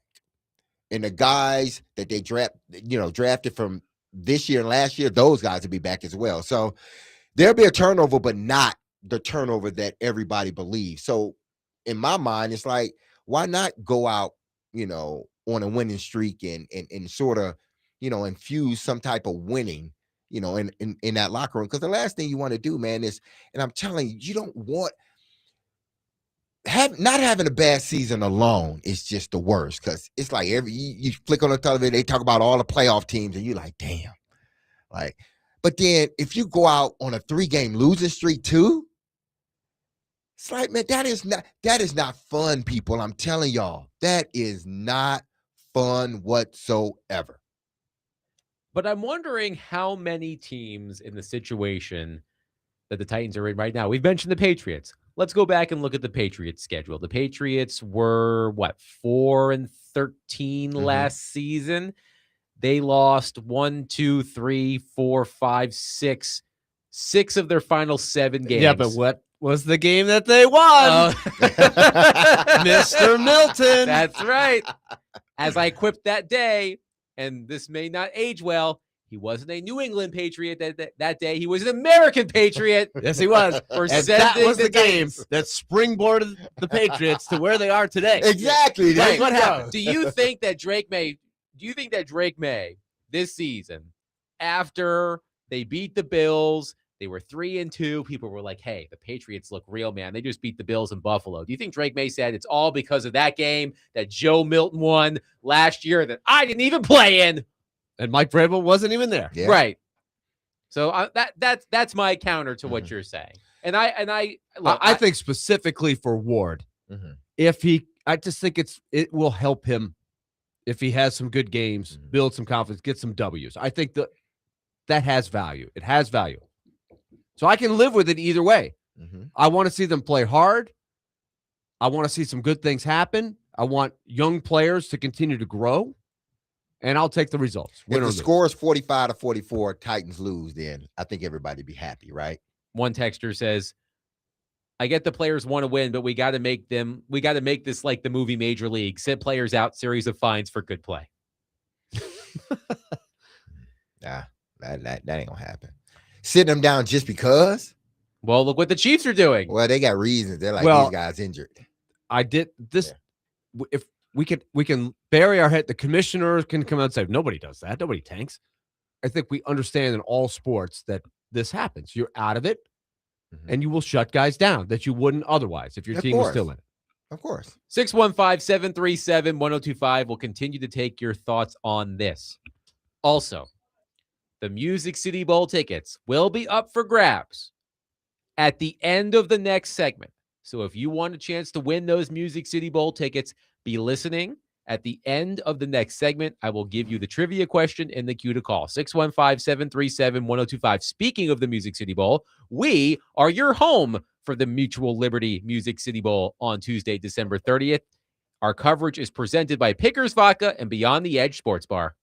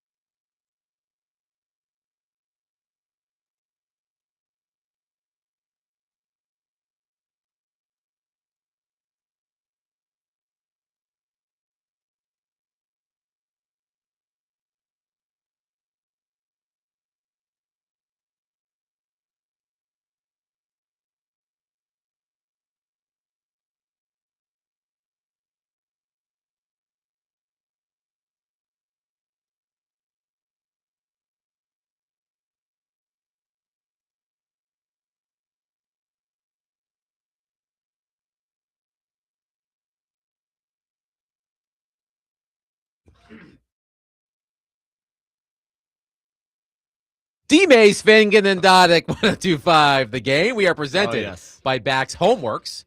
Remodeling done right. Get a free estimate now at baxhomeworks.com. We are also broadcasting from the Busy Bee Plumbing, Heating, and Air Conditioning Game Nashville Studios, home of the $99 yearly Beehive membership, where the buzz is always about great service. Let's go to our phone line. Well, before we get to the phones, this is a classic yearly debate, and I feel like that song, which is a great song, Christmas in Hollis, is a reason in the category of is Die Hard. Oh, a God, Christmas we're movie? not doing this. We're not doing it. We're not I doing say it. Die Hard is a Christmas movie, but hey, that song gets that's a played Christmas in that. song. Right. So they play the Christmas Carol. So that is an argument for. I see Yes, both you're right. sides of You're the right. argument. Yeah, I yeah. don't think it's a Christmas movie. I think it's a Christmas movie. I am not. I love watching Oh, it during boy. Christmas. I am Oh, not do. entertaining this question. Why? Because it is It's the fun. it is Come the on, it's fun. most It's fun. it is the most stereotypical right before Christmas sports talk radio trope there is. Well, And we're all about that. exactly. We're all about it right now. Let's go to Mike on our phone line, driven by Wilson County Hunter.com. Mike, thank you for waiting. Go I ahead. struck a chord with our host. Merry Christmas to everybody. Merry You as Christmas, well. Mike. And listen, what we're talking about here is drafts, right? Okay, I believe we need the number one draft. If we don't get it, number two, fine.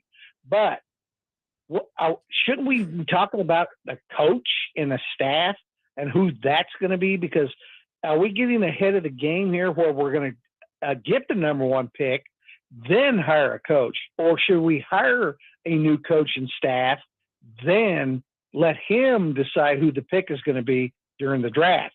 Because we don't need to go down this path again of with Cam. I like Cam Ward. I want him to stay and get somebody that's going to work him in.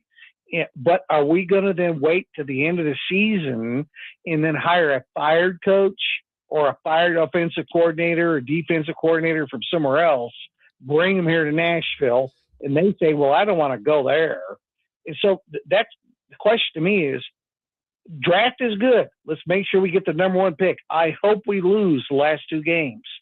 Make sure, though, that whoever we pick as coach, allow him and his staff to make the draft pick. Thank you for the call, Mike. Well, the Titans will theoretically hire a coach in January, probably. Yeah. And the draft isn't until April. So the coaching staff will have From a time, some input.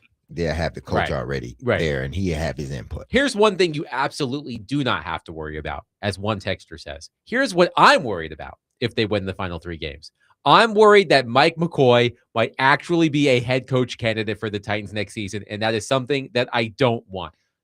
Texter, I don't think you have to worry about that. I don't think you got to worry about that. Mike McCoy, Mr. Substitute Teacher himself, he gets paid whether you learn or not. And he will run the stadium stairs, whether he does or not. Right. That's just him. So you ain't got to worry about that. Mike McCoy can. I don't know what he's going to do. He doesn't really need to do anything. He'll be on the staff. Yeah, somewhere. he'll be on the staff somewhere. Yeah. I don't think you have to worry about that. I don't think Mike McCoy is a legitimate candidate to be the Tennessee Titans head coach. That same texter continues. I do agree if they win because of Cam Ward, I wouldn't be upset about that. But if they win and he plays bad, that would be a wasted win for me. Yeah, and I get it. And that's why he has to play well. And, some people's definition of well is different from mine or others. Again, if he shows that he's developing and he's making, the right reads and doing some of the right things, then okay, the gaudies, the numbers may not be gaudy, but they do need to, I think, look better than what they did last week. As a whole, I think they do. And even better than in the win that they had. They need to look a little bit better, even though they scored a bunch of points. So I get that part, but they may not be gaudy numbers. They may not be the, 290, 300, 3 touchdown game. It may not look like that, but if it looks like, he's developing within the system and continuing and they win, then that's great for me. But if they lose and he doesn't play bad, and he doesn't play well, then that's going to give people more, sort of fuel to add to the fire. Alan from Nashville Actually, it says Alan from Nashville and then Alan from Little Rock. Where are you from, Alan? The Either Little way. Rock of Nashville. Well, what would we He's on consider? that one little rock. What would we Yeah. consider the Little Rock of Nashville? I don't know. Which neighborhood? Man, I don't know. Have you I'll been to think about Bellevue? that. It's the Little Rock of Yeah, Nashville. that's the Little Rock of Nashville. Alan says, did y'all see that Macaulay Culkin recently said that Die Hard is not a Christmas movie? We're not doing this, Alan. It is. I don't care We are what not my doing It's that. happening. Open It's the happening. I Pandora's can feel box. it. I can Open feel it. It's happening. Now we gotta do it. If you want to talk about a classic Christmas movie, let's talk about Jingle All the Way. What a classic film. A1. Arnold Schwarzenegger, Sinbad, That was funny. They were going out to get the Rita Wilson, what is- Turbo Man. Yeah, Turbo It's Man. Turbo time. Yeah, so No, we're not going to do that. But what I would like to see from Cam Ward over the remaining 3 games, I do want him to have one of those big performances. I just think it would be very helpful for him in the community. And by the community, I mean all of you arguing about whether or not he's good. I think that if Cam Ward can show out in one of these 3 games, and the Chiefs are going to be shorthanded on both sides of the ball, I can tell you the Saints have been playing better as of late, but they're not a good team. The Jaguars will be playing for something meaningful, potentially. So there will be some opportunities for Cam Ward to put up some gaudy numbers. I don't know if that's possible. He may not be. We talked about game managers the other day, right?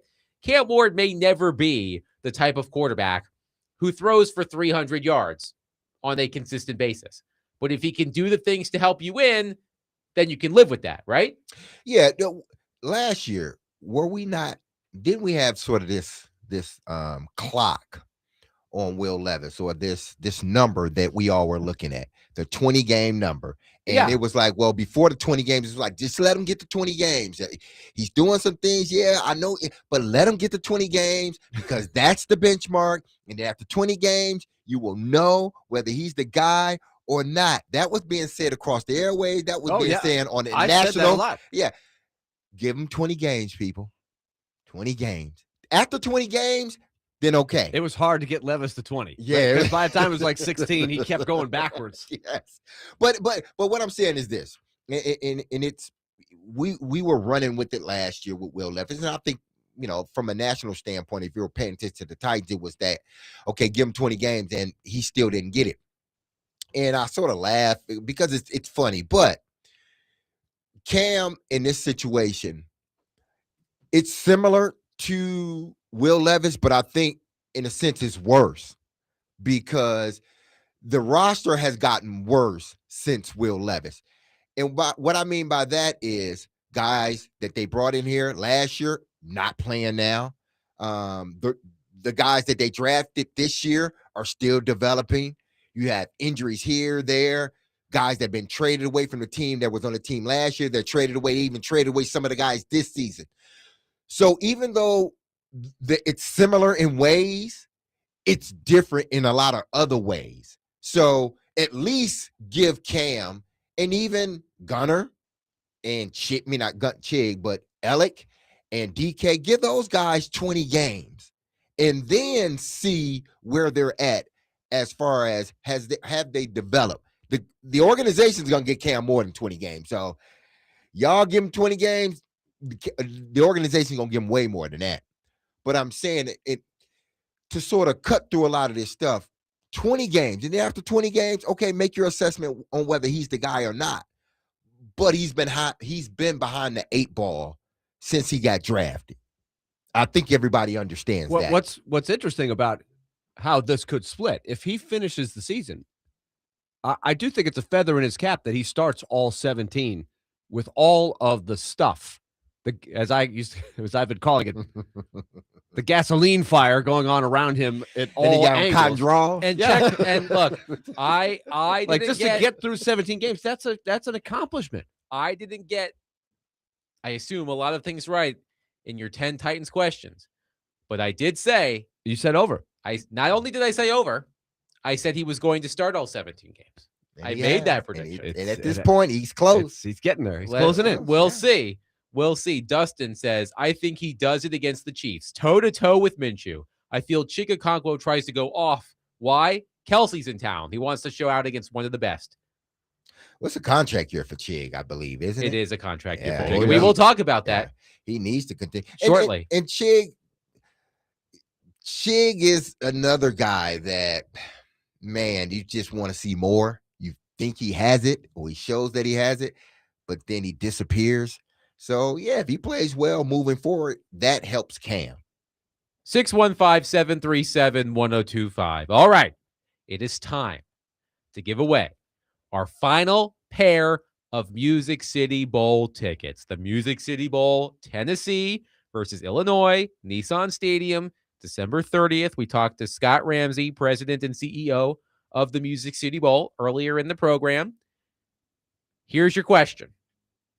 Which quarterback holds the Music City Bowl record for most passing yards in a game? You do not have to give me the exact number. You just have to give me the name of the quarterback. Which quarterback holds the Music City Bowl record for most passing yards in a game? Be the first caller with the correct answer to David Janes at 615-737-1025, and you will win our final pair of Music City Bowl tickets. Again, the question one more time. Which quarterback holds the Music City Bowl record for the most passing yards in a game? Let us know right now. 615-737-1025. You have to call. Some of you have been texting this week. You have to call. 615-737-1025. Willie Donick, Derek Mason, Adam Vingan, 1025 The Game.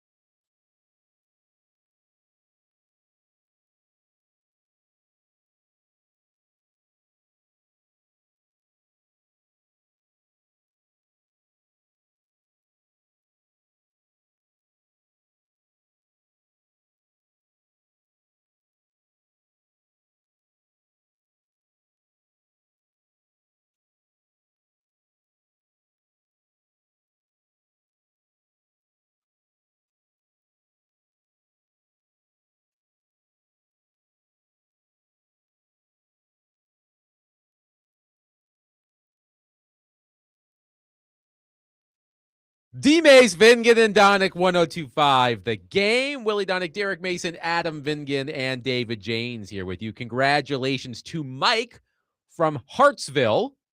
He won the final pair of Music City Bowl tickets that we were giving away this week. He answered this question correctly. Which quarterback holds the Music City Bowl record for most passing yards in a game? The answer? Aiden O'Connell. What? Aiden O'Connell Raiders. threw for 534 yards in Purdue's 48-45 overtime win against Tennessee in the 2021 Music City Bowl. Aiden O'Connell has started some NFL games. Yeah. You never know who you're going to see at the Music City Bowl. Quite the quarterback duel here. Aiden O'Connell, 534 yards, 5 touchdowns, 3 interceptions. Hendon Hooker, 378 yards, 5 touchdowns. It was a barn burner. Yes, A it barn was. burner at Nissan Stadium. But Aiden O'Connell is the correct answer. So congratulations to Mike for winning those tickets. And congratulations to all of our listeners who won Music City Bowl tickets. I'm sure we'll have other things to give away, but we're tapped out of the Music City Bowl tickets. So you might have to find something else for your last minute Christmas gift.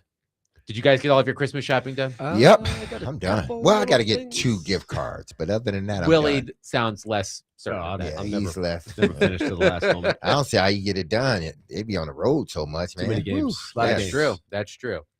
Start doing your Christmas shopping like in June. You should be good at that. Start watching those Hallmark movies, Exactly. Christmas in right July. around June. Yeah. Get in the spirit. We do have college football playoff action tonight. Yes. Alabama at Oklahoma at 7 o'clock. A Mm. game you can hear right There- here. And the On new 102.5 The Game. ownership guy from the Predators is There on he the is. set. There he is. There's Nick Saban. He's not wearing a gold tie. Come on, Nick. Come on, Saban. Break out a Preds tie. Nick Saban, by the way, will be addressing reporters alongside Bill Haslam on Monday at 1 p.m.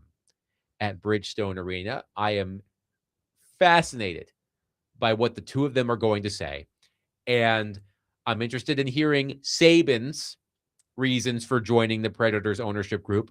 But if I am not mistaken, this is the first time that Bill Haslam is going to be in a news conference setting since becoming majority owner of the Nashville Predators, unless I'm clearly forgetting another news conference that he did. A news conference. I don't remember. But we've heard our friend Elliot Freeman, who joins us every Thursday, talk about how Haslam is learning the ropes of the NHL, how he's not quite ready. He hasn't been quite ready to talk about it, but he's going to be there on Monday. So I'm sure he's going to talk about it. Yeah. So I am interested in hearing what they have to say. But college football playoff first round game tonight, Alabama at Oklahoma, a 7 o'clock start. Oklahoma, of course, defeated Alabama in Tuscaloosa earlier this season, and that win basically put Oklahoma in the college football playoff. It's a matchup between Alabama's offense and Oklahoma's defense. Oklahoma isn't the easiest team to watch. They play outstanding defense. Their offense is, They're grinders. yes, Mhm. and that's not the most aesthetically pleasing football. But we are going to have 2 rematches in the first round of the CFP because Tulane did play Ole Miss earlier this year. But Willie, your thoughts on Oklahoma hosting Alabama and the 8-9 matchup in the first round of the college football playoff kickoff in less than 2 hours? I think this is a true coin flip type of game. What I want to see is if Alabama can get back to playing their best football. Like they've really staggered down the stretch.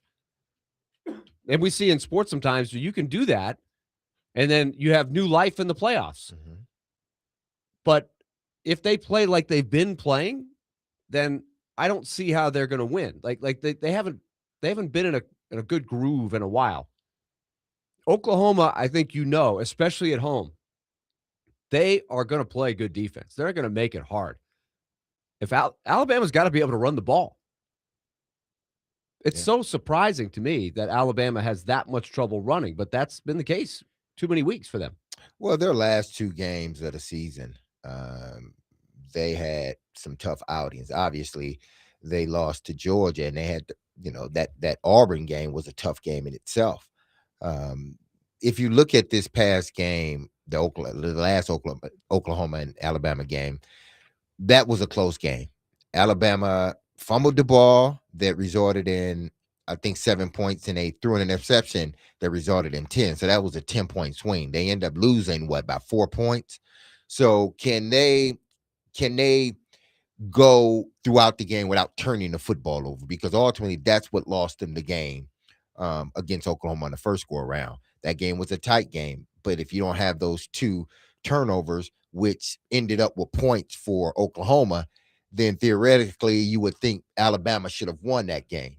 But they didn't play well down the stretch either, so it really didn't matter. The yardage disadvantage for Oklahoma in the win against Alabama was 406 to 212. Oklahoma scored on a pick 6.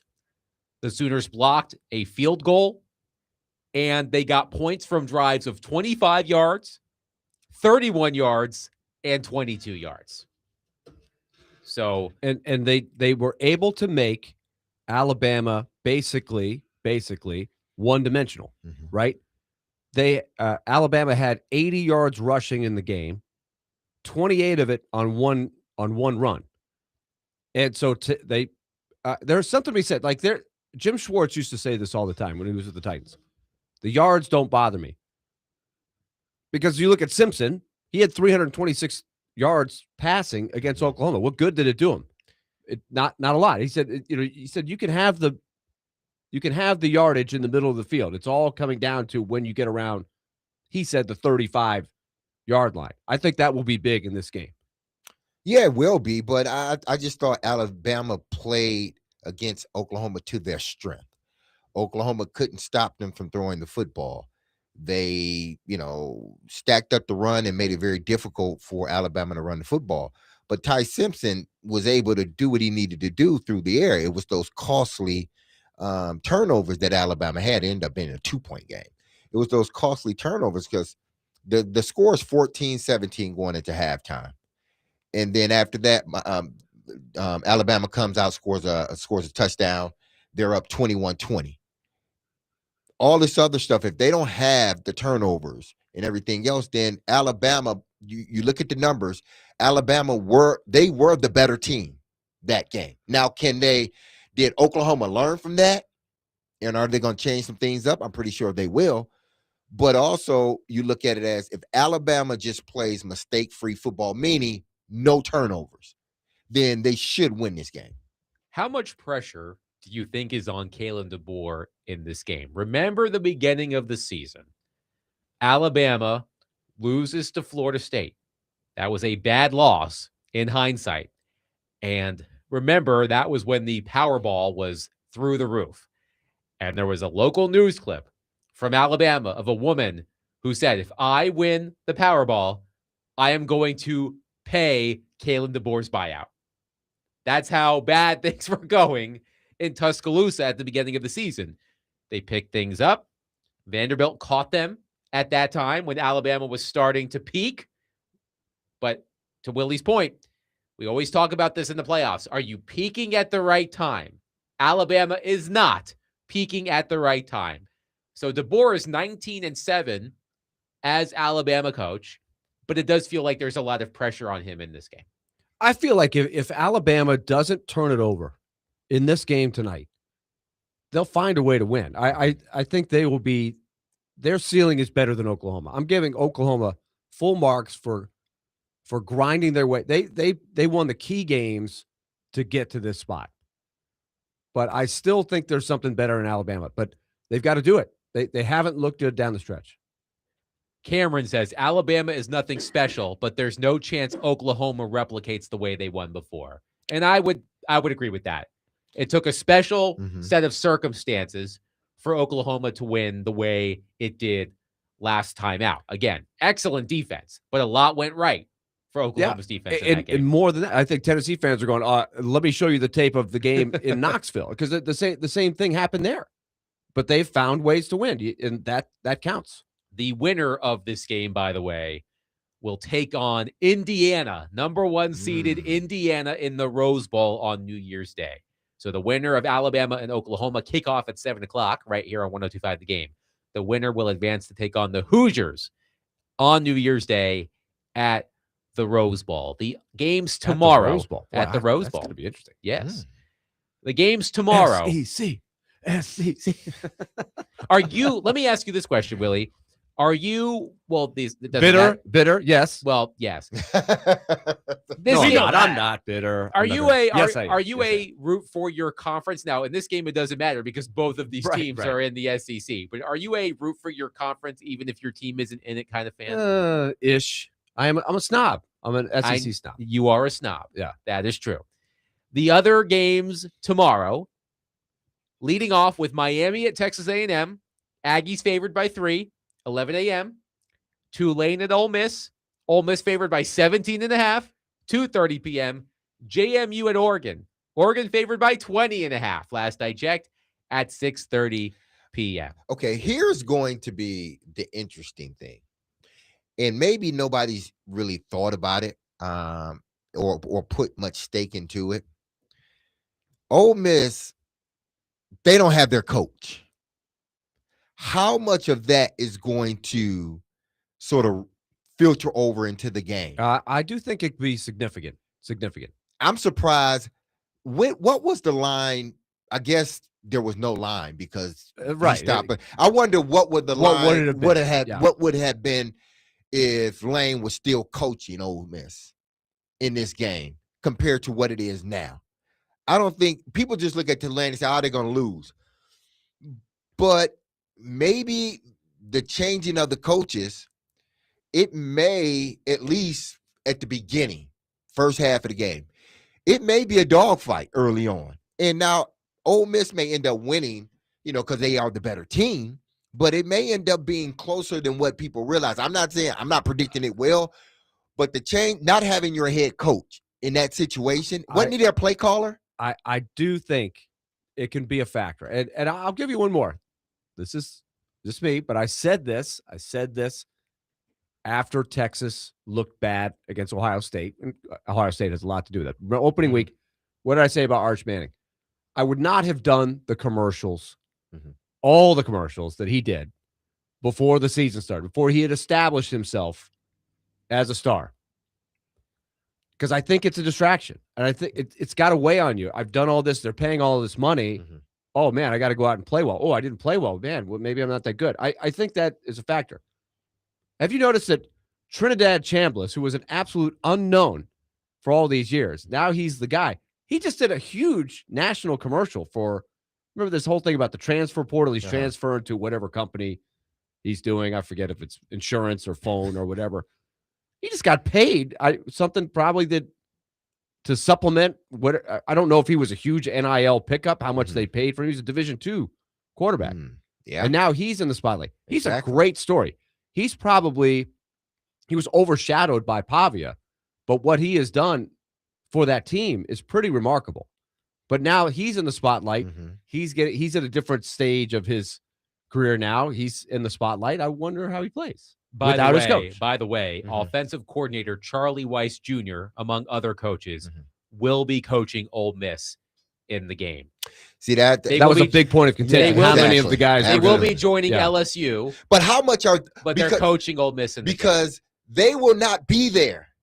Once this is over, Yeah. they will not. So how much They have of to be them, divided. exactly? How much of them are they going to be putting into Ole Miss? Like that was stupid. They're human, That was right? crazy. Like to even, you kind of look at it and say maybe they should have let Lane coach because now you got a coaching staff Kirk Herbstreit that's agrees. going to be leaving with him in a minute. They're like, if they win, I know they want to win a national championship, but how invested can they be in this? So I don't know if everybody really thought about all of this that has gone on with Ole Miss, and say, well, it's for sure Ole Miss is going to win this game.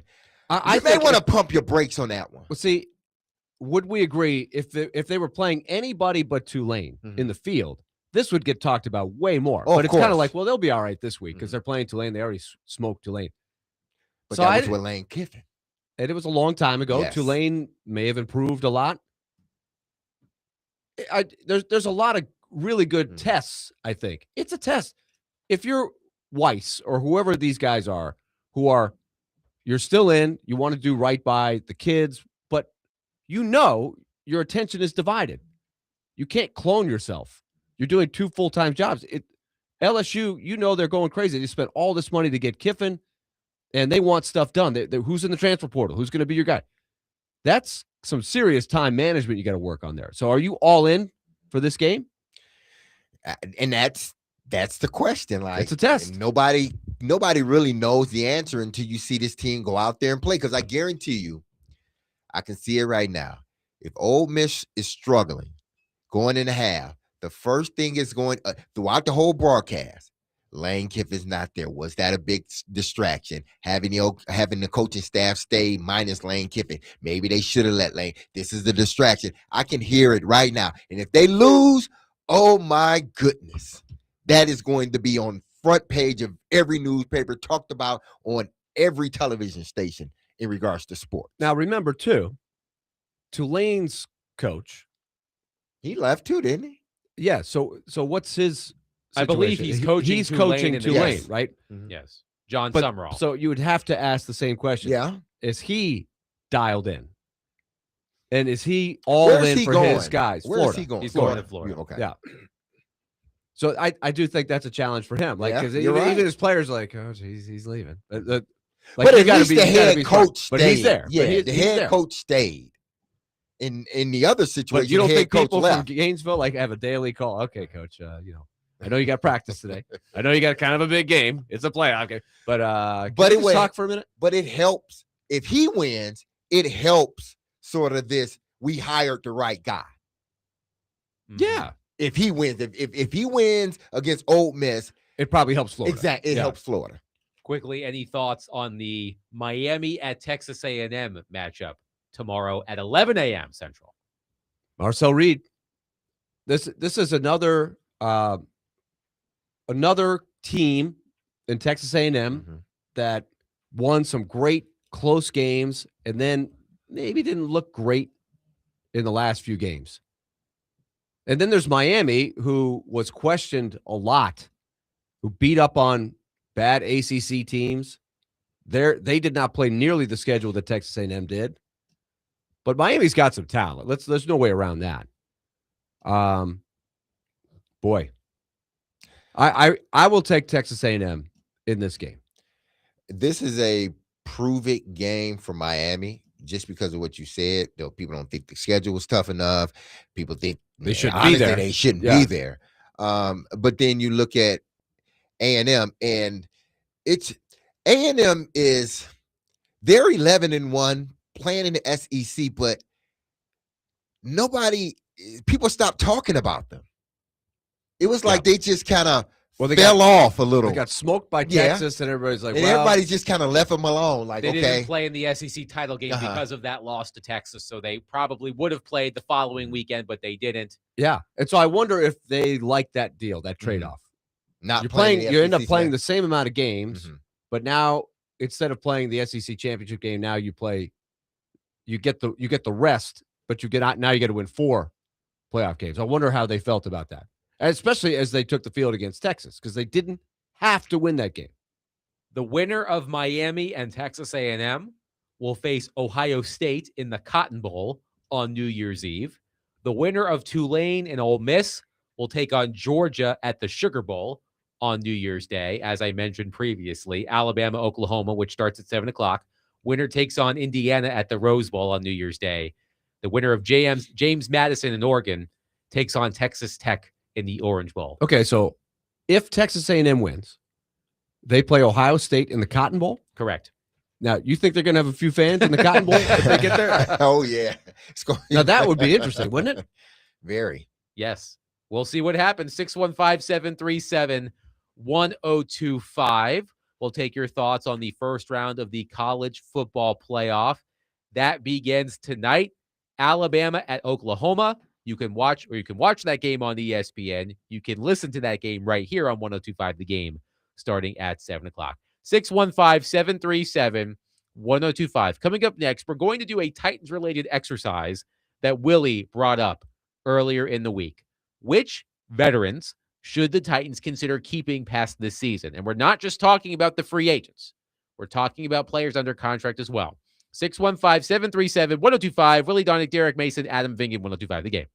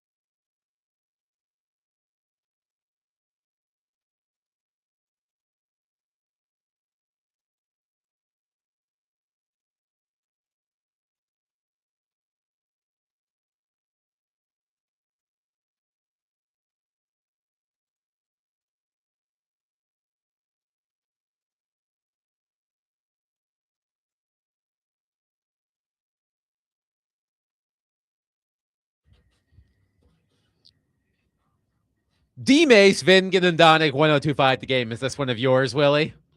It is. Louis B. Armstrong. Yeah, that's what I was gonna say. Groovin.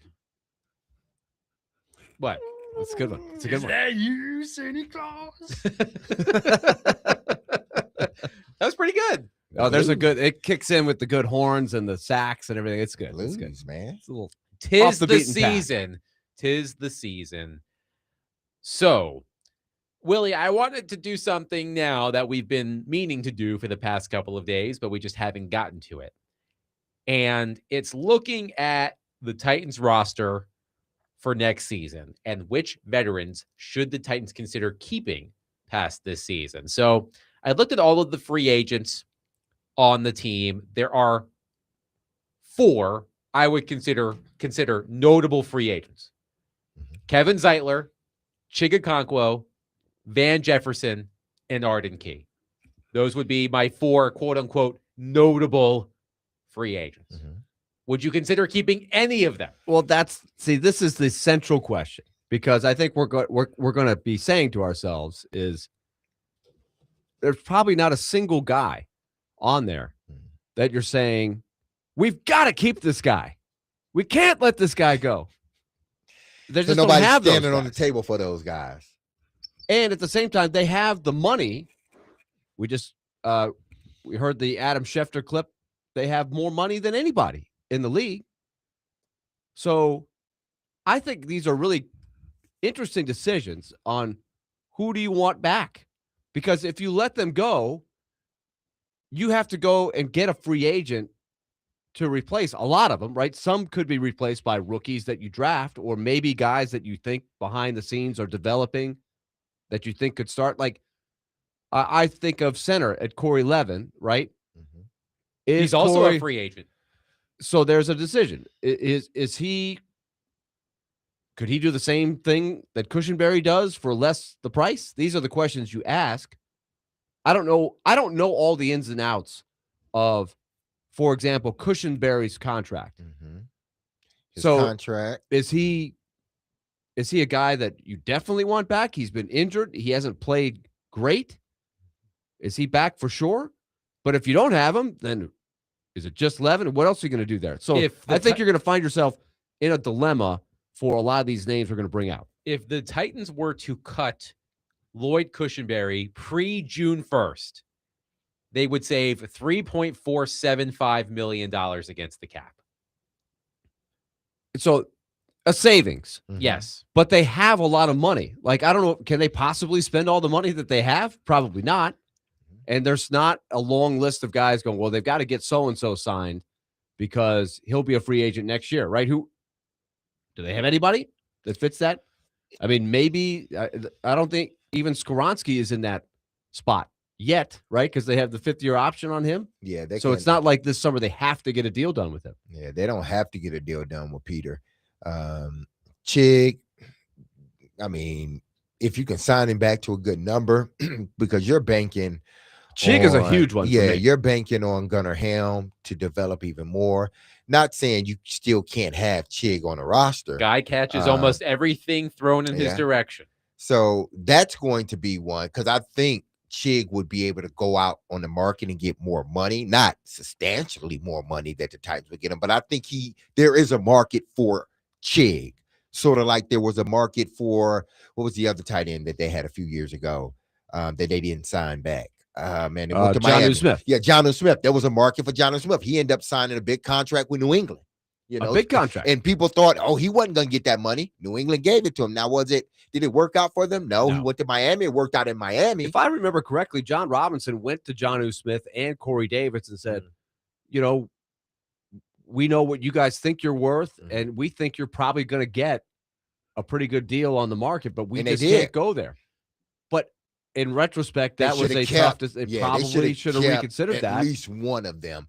Because they went Corey for Julio Davis, Jones, as we know. Yeah, exactly. So Chig is the guy that I think he can get more on the open market, but I think it wouldn't hurt to sign him back to a contract. Because even if he get on the open market, he's not signing a huge deal. And you don't have to go to Chig and say, hey, we need you to take the hometown discount. Because back No. then with Jonnu Smith, Mhm. they did have cap issues, right? They were pushed up against the cap. They had a lot more good players. They had Derrick Henry. They had Ryan Tannehill. They had to pay those guys. This team is desperate for talent. So they can afford to overpay a little bit to keep some guys in the name of continuity. But you look at it, the offense is probably going to be different next year. Whoever's Exactly. coming So in, it's a whoever- new yeah. coach. So in theory, everybody's in their first year next year. So I think that creates a really tough dilemma for Mike Borgonzi. Here are 4 cut candidates Mhm. that I want us to discuss: Lloyd Cushenberry, Mhm. Tony Pollard, Calvin Ridley, and Cody Barton. See, Cody Barton, I really like. To me, that's a guy that I would keep. I like what he brings. I think he is a guy that would be worth bringing back. Pollard, I asked TD about on Monday, and I know he's a big fan of Tony Pollard. All of us admire his professionalism, and of course, he's playing very well right now. Yes. But he didn't bat an eye. He just said, look, they're probably going to cut him just based on what he's due Mhm. next year. But I think that's another one. Do you want to keep him around as an overpaid guy for his production just to have some depth or something? You're still looking for the next guy, Mhm. the more, maybe the younger, more explosive, more dynamic guy. So you have the luxury of doing this. I think it's a unique situation because most of the time you're looking, where can I cut money? We got a lot of people we got to sign. Where can I cut down on my cap? The Titans don't have to do that. No, they don't. So you're saying Cody Barton, Lloyd Cushenberry, Cushenberry, Tony Pollard, Tony Pollard, and Calvin Ridley. Calvin Ridley. I think you cut him. He's been injured too much, and it's not like It hasn't things are worked going out. to get better. Yeah, I think he's a good player, but he's just injury prone. And a young quarterback needs someone that's going to be in the lineup, not out of the lineup. I'd be So, surprised if he yeah, were back. so you cut him.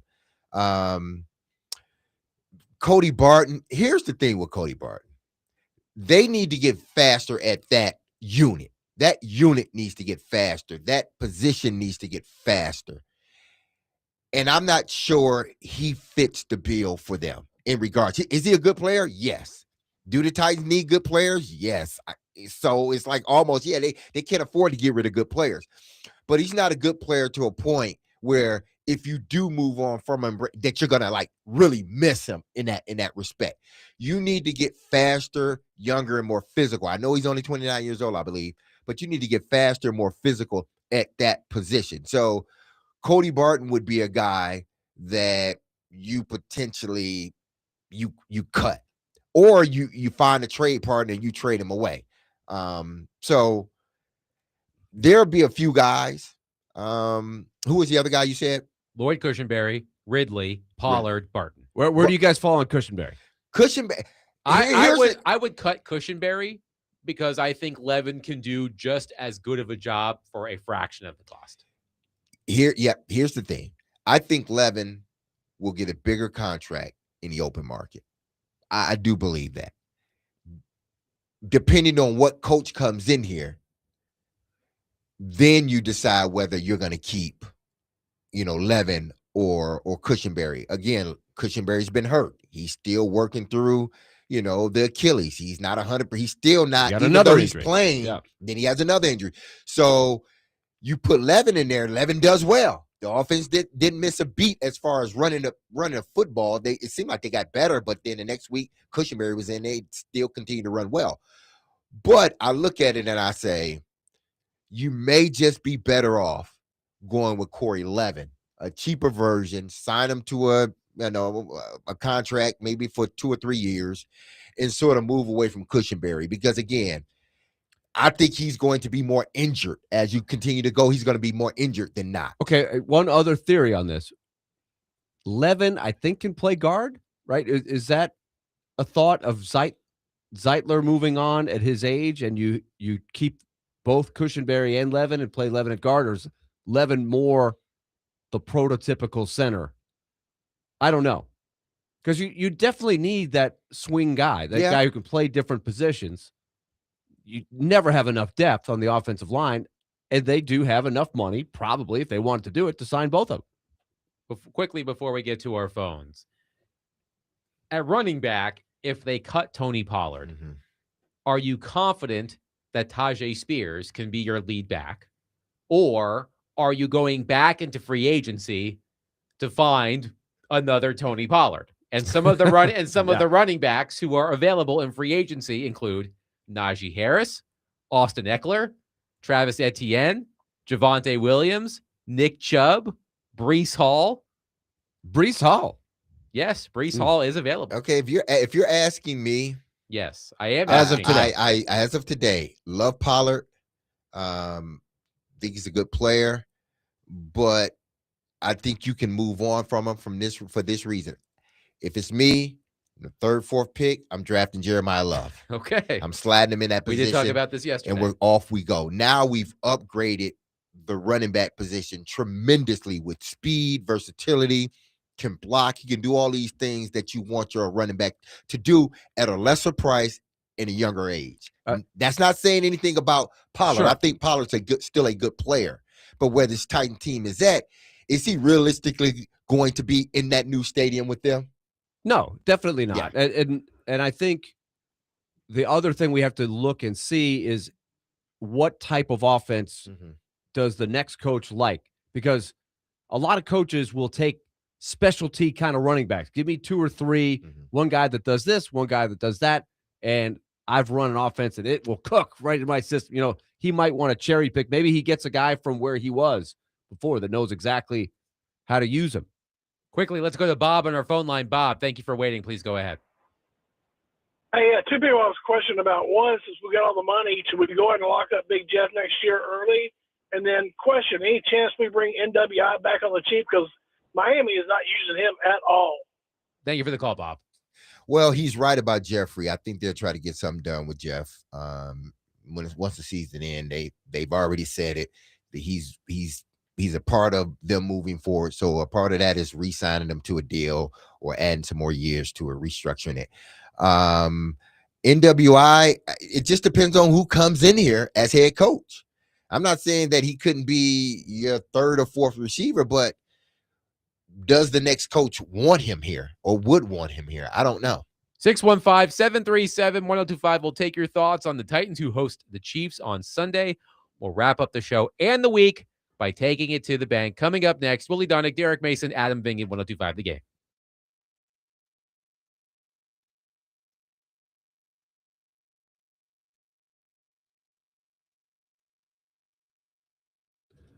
Well, we are winding down our shows for 2025, and we do want to thank our friends at F&M Bank, banking made easy on purpose, for their sponsorship of our next segment, which is going to be a lot of fun, the Take It to the Bank segment.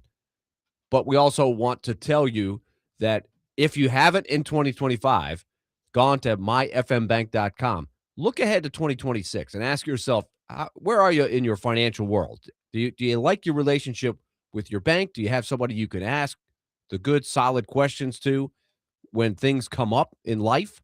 Well, that's what F&M Bank specializes in. They want to take some of that burden off for your financial life. They've got tools to help you. I've always talked about the Smart Swipe card, but they've got other plans for you wherever you are. Even if you're a business owner, they've got a great plan for you as well. Just go to their website, myfmbank.com. They've got 20 locations in our listening area. Chances are there's one right in your backyard. myfmbank.com. That's myfmbank.com. We take it to the bank next with F&M Bank. Banking made easy on purpose. Member FDIC.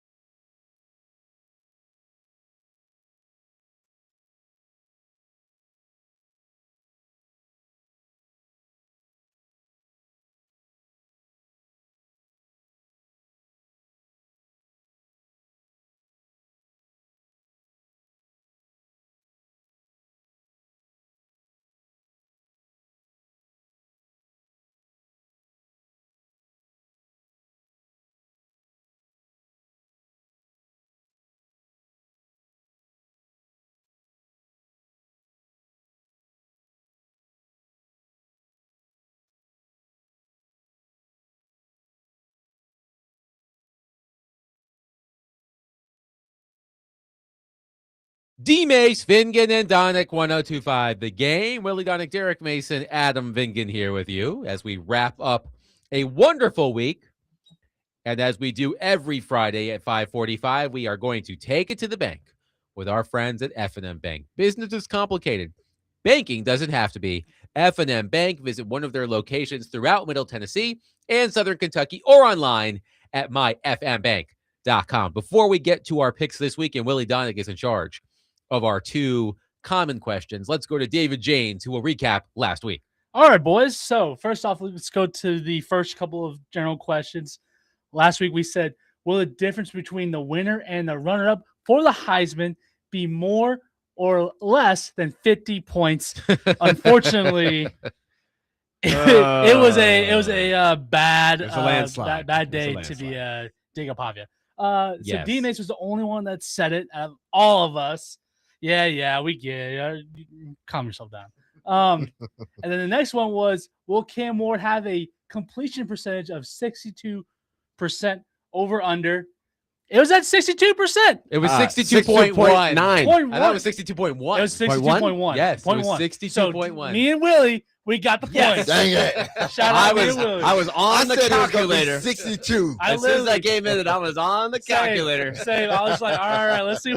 It's like, yes.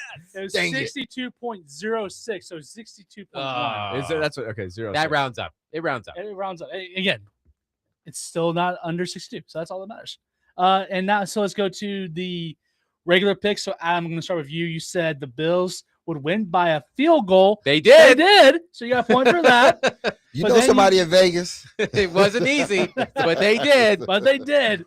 And then you said Duke Miles would score over 20 points, and we scored 6. Yeah, he did not have a good game. So you only got 3 points for 65 total points. All right. Now let's go to Willie. Willie, you said Phillip Rivers would throw a touchdown pass. Yes. That did did. happen. Yes. And then you said the Lions +6, and that didn't happen. Wah. For a total Got of outgunned. 5 points. Oh, All right. man. For I feel like 85 degree of total points. difficulty That's what I'm because saying. when I picked Phillip Rivers, Stop. we No. didn't even know if he was going to play. Willie. Hey, Willie, I gave you 4 points. No, for that. I'm not complaining. I'm yeah, just sorry, flexing. I it's thought called you wanted flex. more points. I legitimately thought he wanted more points. That's how much I've been. You sound like Adam over here, man. More points.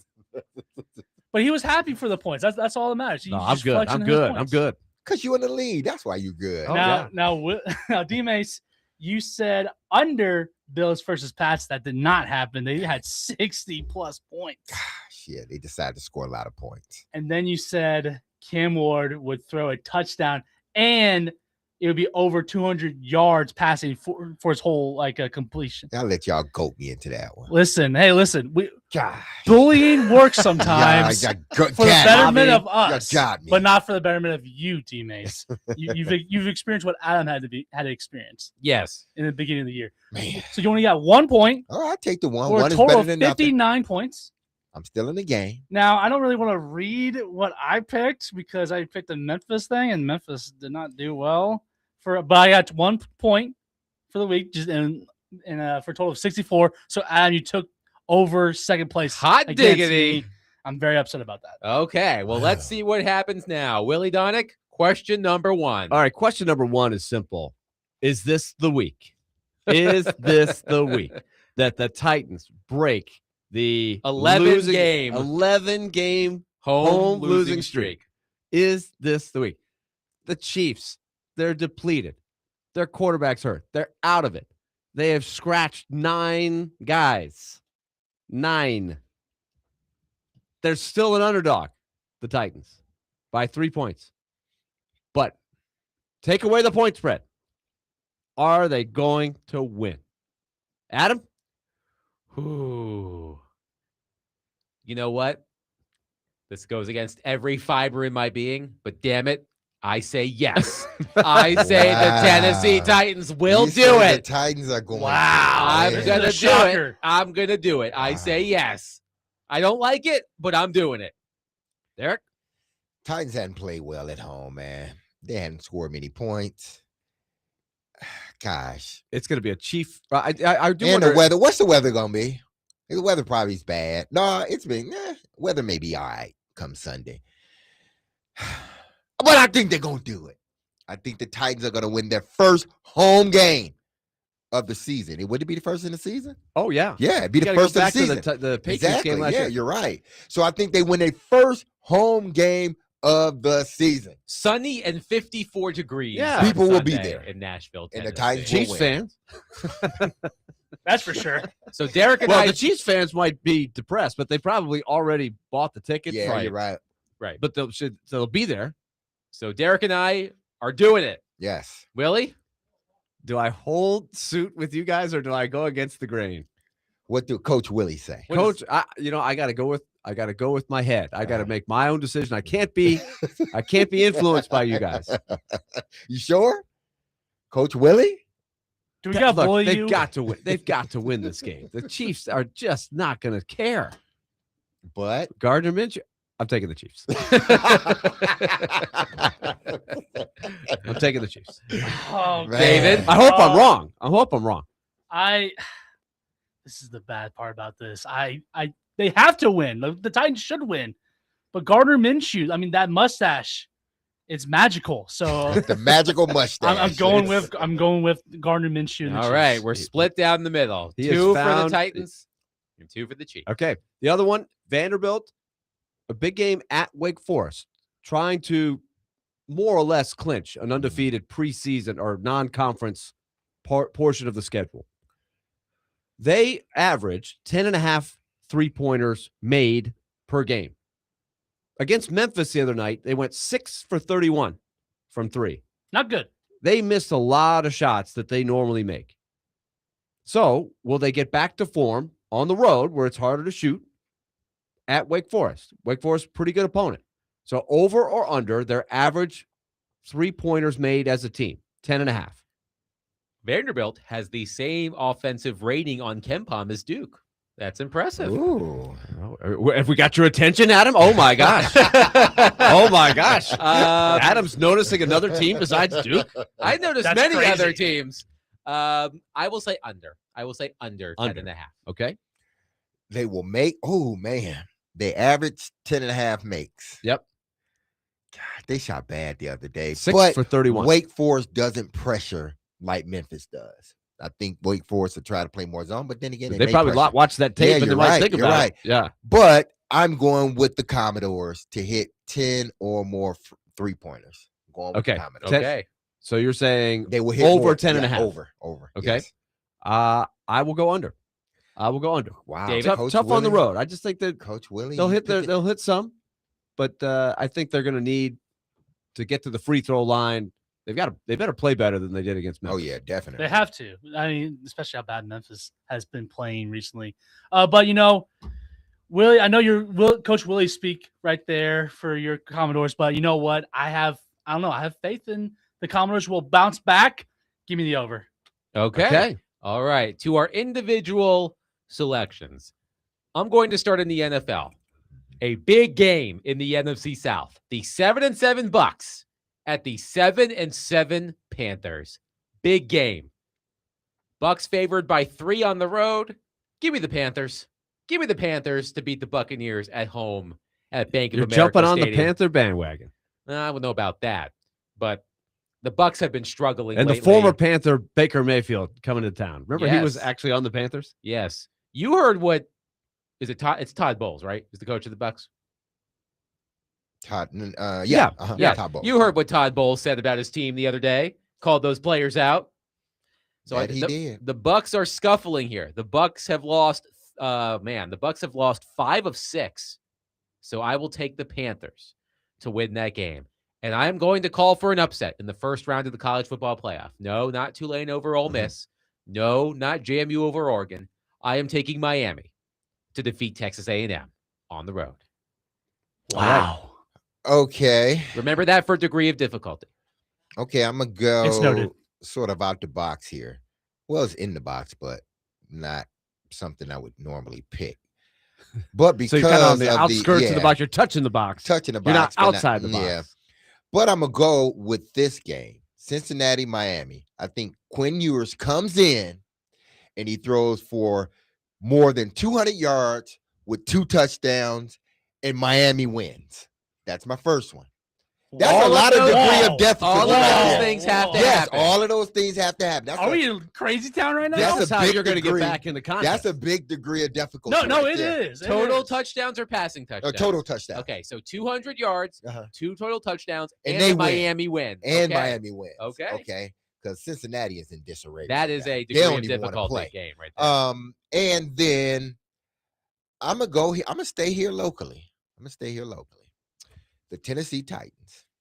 I've already picked them to win, but I think Cam has the game that people want him to have. Oh, yeah. Okay. He will have over 230 yards passing, at least 1 touchdown, and obviously I said they would. And he will have more than 10 yards rushing. What kind of game is that? That's No. not going to have anybody No. buzzing. Yes, it No. will. yards, Yes, it will. No. Yes, or more than 240 No. yards. You said 230. 10 yards rushing? I want more than 250 No, yards. y'all ain't I goating want me. more than Y'all 250 ain't goating me. yards. Hold No, on, y'all ain't goating me he again. added a lot to it. As Y'all commissioner, not goating me into picking going higher. Wait, I'm staying right where I said I You was said, going to let be. me get this straight. You said 230 yards. No, 240. Okay, 240 Yes. yards, a touchdown, and Uh-huh. 10 rushing yards. Yes, That's that's a big game. That's not a big game. Yes, that is. That's an okay game. Get That's outta not an here. okay game. Get That's a out medium-sized I game. am not allowing y'all. Y'all are not going to pressure me into Okay. picking more Okay. yards. first and foremost, like, for what we've seen with Cam Ward, that's a big game. Exactly. There you Willie, go. David, Okay. quickly. All right, I will take Alabama plus the 1.5 to win on the road tonight at Oklahoma.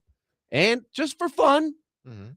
just with our little theories, D-Mace, I will say Tulane will cover. Oh, Plus 17 and a okay, I half. like Ole that. Miss will be a little sloppy, trying to adjust to the new coaches. They may not be sharp. Maybe they'll get a little nervous. Tulane will hang around.